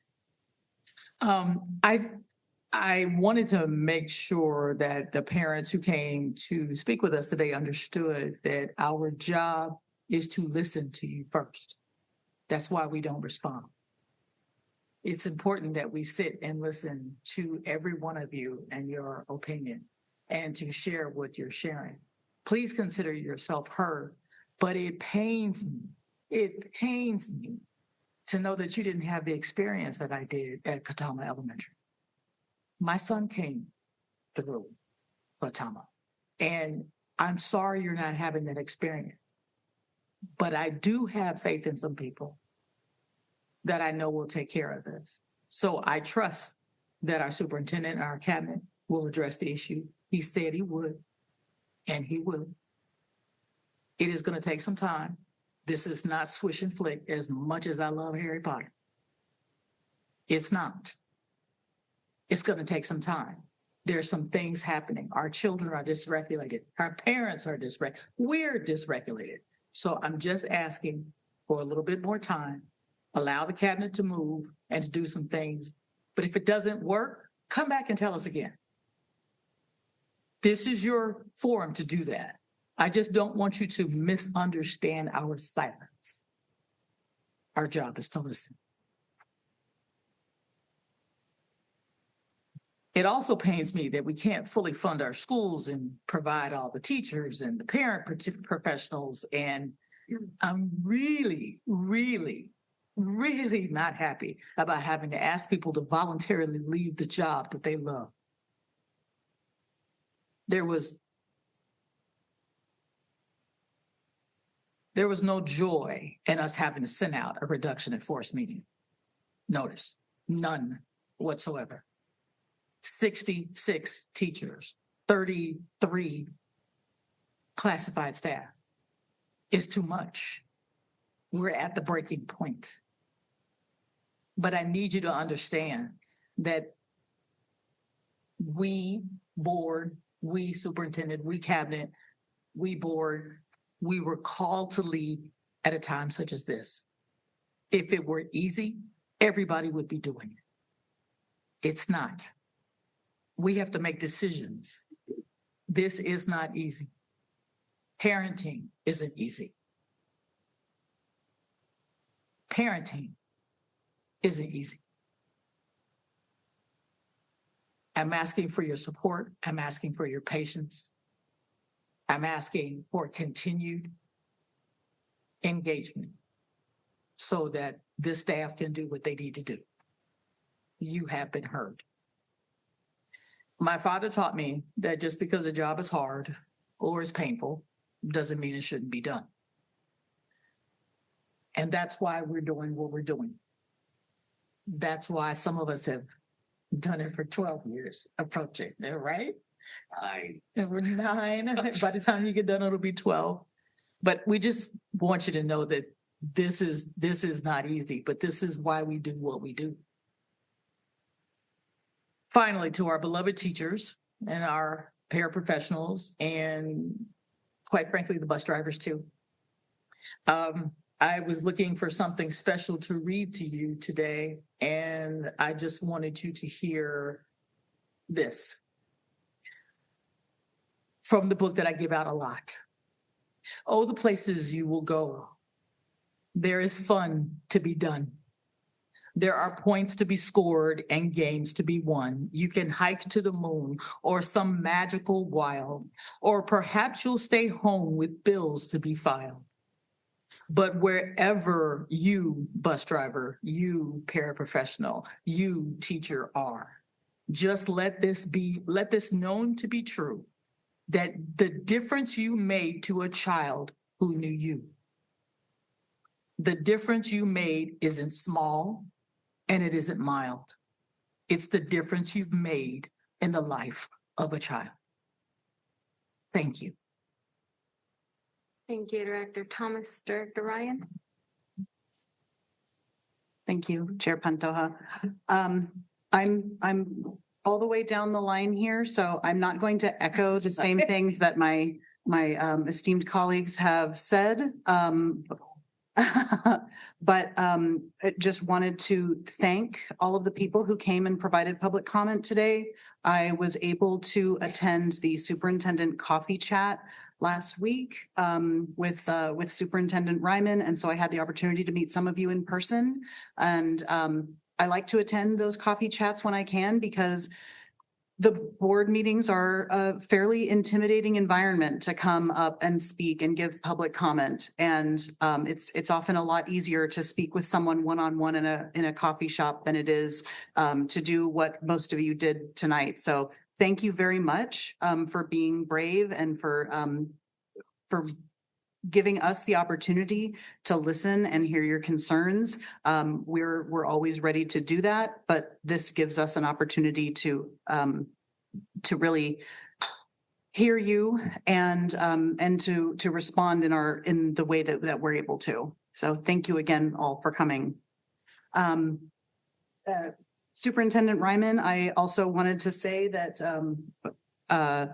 and I had said this to you previously, but I really appreciate the trust that you put in your staff members, and I think that is one of the things that is not quantified on that letter that Yvette read for us. I really see how much you instill in them, and it allows everyone to do their job in the best way that they possibly can. And I really appreciate that about your leadership, and I appreciate that about HSD's leadership. Thank you. Thank you again many times, Audria, for taking me with my fellow board members to Free Orchards Elementary School this week. Getting the opportunity to visit schools is one of the best parts of our job, but it also is really helpful in informing us about what things are like in our classes and in our campuses. So thank you again for always doing that. Yes, happy Bus Driver Appreciation Day, but also it's Teacher Appreciation Week next week. And so I'm really looking forward to celebrating our teachers and having that culminate in our Proud to be HSD celebration, as well as Hill High's Life Skills is having their plant sale on Wednesday, Thursday, Friday next week from 9 a.m. to 2 p.m. at Hillsboro High School. There will be signs in the parking lot. I went last year. It's a wonderful opportunity to see the students thriving in their greenhouses and getting a chance to sell the plants. And the plants are all fabulous and beautiful. That was a real highlight of my spring last year, because I still have the plants out and ready to go. As we had an opportunity to discuss upstairs in our budget committee meeting, there have been things happening at a state level within the past couple of weeks that occurred since our previous board meeting. And although we had an opportunity to speak about them upstairs, I had more to say, and I would really like to read. This is a personal statement of mine to share about the governor's recent executive order. And I would really like to express my extreme disappointment with it. And there are a couple of reasons for that. First, the executive order prohibits using furlough days to address budget cuts without offering an alternative solution. To be clear, I am not in favor of fewer school days. No one wants fewer school days. Every day matters. We're all aware of Oregon's short school year relative to the rest of the country. I serve on the Hillsboro School District's calendar committee in order to be part of the team that prioritizes preserving and maximizing instructional time for our district year over year. And budgets must be balanced. School districts have very few options to address mid-biennium budget shortfalls. And this executive order removes one of those options without offering any additional guidance or aid. Second, executive orders are not a sustainable way to implement public education policy in this state. As Director Watson mentioned, two of the stipulations of the executive order, disallowing both conference time and professional development time to count toward instructional hours, were deleted midway through the policy discussion at the Board of Education meeting when state officials learned that those stipulations would be nearly impossible to implement this late in the school year. This indicates a lack of understanding of the repercussions of this executive order, understanding which could have been easily achieved by partnering with school districts and learning about their financial situations before enacting this executive order on one day's notice. The governor cited urgency as the reason for rushing this executive order to the Board of Education, but I would argue that this situation has been urgent for years. School districts have been feeling the crush for years, and our students deserve better than policy that is written and implemented with no real-world understanding of how it will affect their classrooms. Thank you all for listening. Thank you, Director Ryan. Director Kim. Thank you. I wanted to start off by recognizing that there were 3 items that we were not able to get to during our executive session, and that subsequently delayed decisions that were supposed to be made tonight. And I want to reiterate that that's not a reflection of the lack of importance of those items, but rather our desire as a board to want to comprehensively and carefully and thoughtfully engage in some of those discussions and have a bit more time with them. So I do want to thank the family that came here tonight that is waiting on a complaint procedure determination. It's my understanding that in the next week, we will hold a special session to discuss that further and to come to a decision. And so I do want to appreciate you all for being here tonight, all the way through this long evening that has gone way past its time. But so thank you for being here. I also want to thank the parents who came from Katama Elementary School. I also won't reiterate everything that has been shared, but please know that we do hear you, and it does, it does pain us to hear that. And, you know, I wish we could do more. And I think that we are all in a place of wanting to steward our taxpayer dollars well. As taxpayers ourselves, we want to steward that money well. But as our year after year, and I feel like budget committee meeting after budget committee meeting, we are faced with the real struggles of a structural deficit due to the state funding model. And so this really takes partnership and collaboration, I think, from all of us as volunteers, as taxpayers, as parents, as teachers, as just anyone involved in our district. It really takes a partnership and collaboration for all of us to come up with creative solutions and even to advocate at the state level. So thank you for sharing your very personal and deep stories with us. And we will surely take those to the conversations we walk into.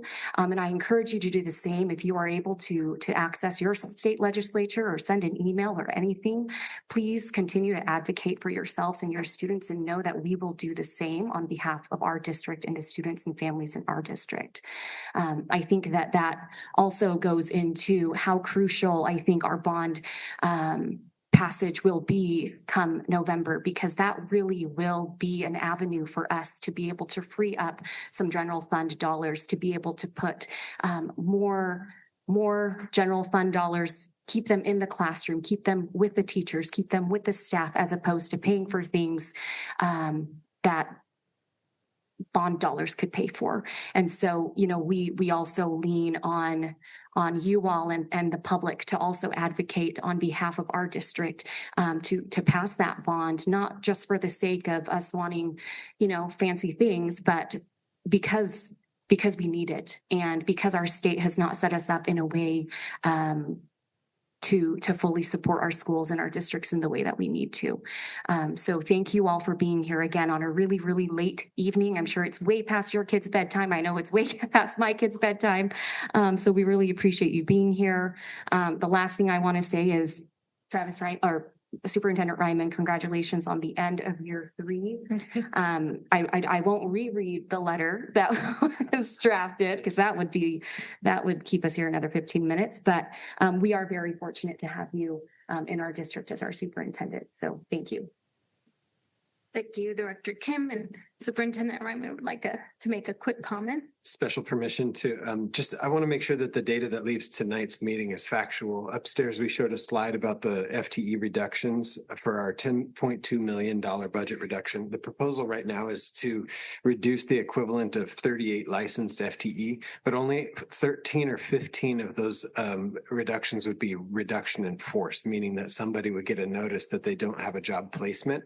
The others will be taken care of through what we call attrition, meaning folks retire, move, and we'll place folks based on our collective bargaining agreement, which is based on seniority and licensure. So I heard the fact of 60 plus RIFs, not true for licensed staff. And then we also proposed the equivalent of 11 classified full-time equivalencies for our budget overall, and those are focused on departments at the district level. That would be 11 classified FTE. So, when I add that up, that's more like 50 total staff members impacted by budget reductions, but the reduction in force, the RIF, when we use that term, we mean that means somebody has not found a place to bump into, that means that we're actually cutting a teacher from our system. So I just want to say that because we want to be transparent, and the slide deck that we showed upstairs is public information. And so thank you for the opportunity to say that out loud. Thank you. Thank you, Superintendent Ryman. I wanted to start off by also echoing everything that my fellow board members have stated. I wanted to thank parents for coming out and taking the time out of your day to come speak to, talk to us and let us know about the experiences that are happening at your local schools and what's happening in your students. And it's, sad to hear, but that's the reality. Not everything is great, but we also need to hear everything that happens within our schools. So it's really important. So I wanted to thank you all for taking the time out of your day to come, and which also leans into, I know that some of my fellow board members talked about budget, and that many hats that I've worn in my life so far. I was an instructional assistant at one point in HSD, and I just had a student that was my job, to be with this student full time throughout their school day. And now, fast forward to now where we are financially, it's hard to see, the support that our students are losing. And it's really important, not just for them, but for the environment and their educational experience for all students, which leads me to the funding. That is a huge problem within our state. And I will continue as a, advocate and a board member, or even if I don't ever, see myself being a board member anymore, I will continue to advocate for public funding and for our legislators to take accountability for their work. They ask accountability from school districts, and we try to be, transparent. I know HSD is.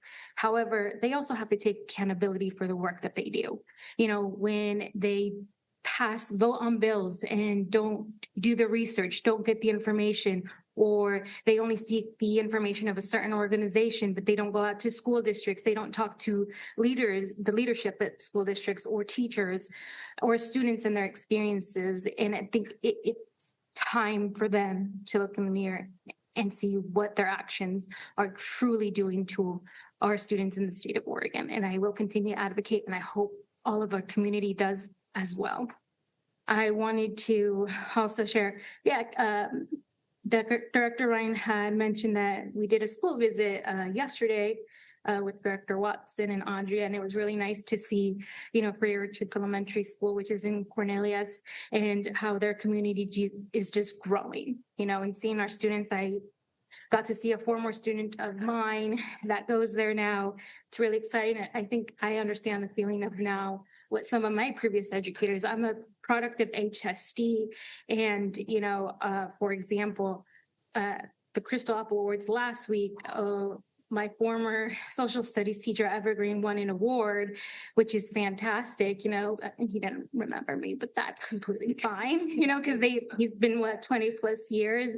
I don't know. But also the mention of bus drivers. I mean, like Superintendent Ryman said, it's the first face a lot of our students see. And I remember my bus drivers. I remember Diane and then Daryl, who took over her position. And I remember Carol, who was part of the transportation last year, retired. And I was like, oh, I had a bus driver named Daryl. Do you know him? And she did, because she'd been here for quite a while. But it's just amazing the impact that all of the people who are part of HSD have on our students, and they take that on with them, because I know I have, and I do remember the good and also not the so good parts of my educational journey, because not everything is perfect. So I just wanted to give a little shout out to that, because it does make a big impact. And I also wanted to thank my fellow board members for all of the work that you do, cabinet team for all of the work that you do to continue to move forward this district. I know that you mentioned, the Proud to be HSD coffee chat coming up this Thursday. I don't know where though, but I'll make sure to look. And, Hillsboro downtown station will be where the coffee chat will be this Thursday, 8:30. Right? Is it Thursday? Yeah, 8:30 to 9:30. Yeah, and yes, Beth, I always say Beth. I'm a big fan of Beth because she just knows so much. When we don't know something or I don't know something, I'll just ask Beth. Beth is a wizard, honestly. Thank you. And with that, I adjourn this meeting at 9:49 p.m.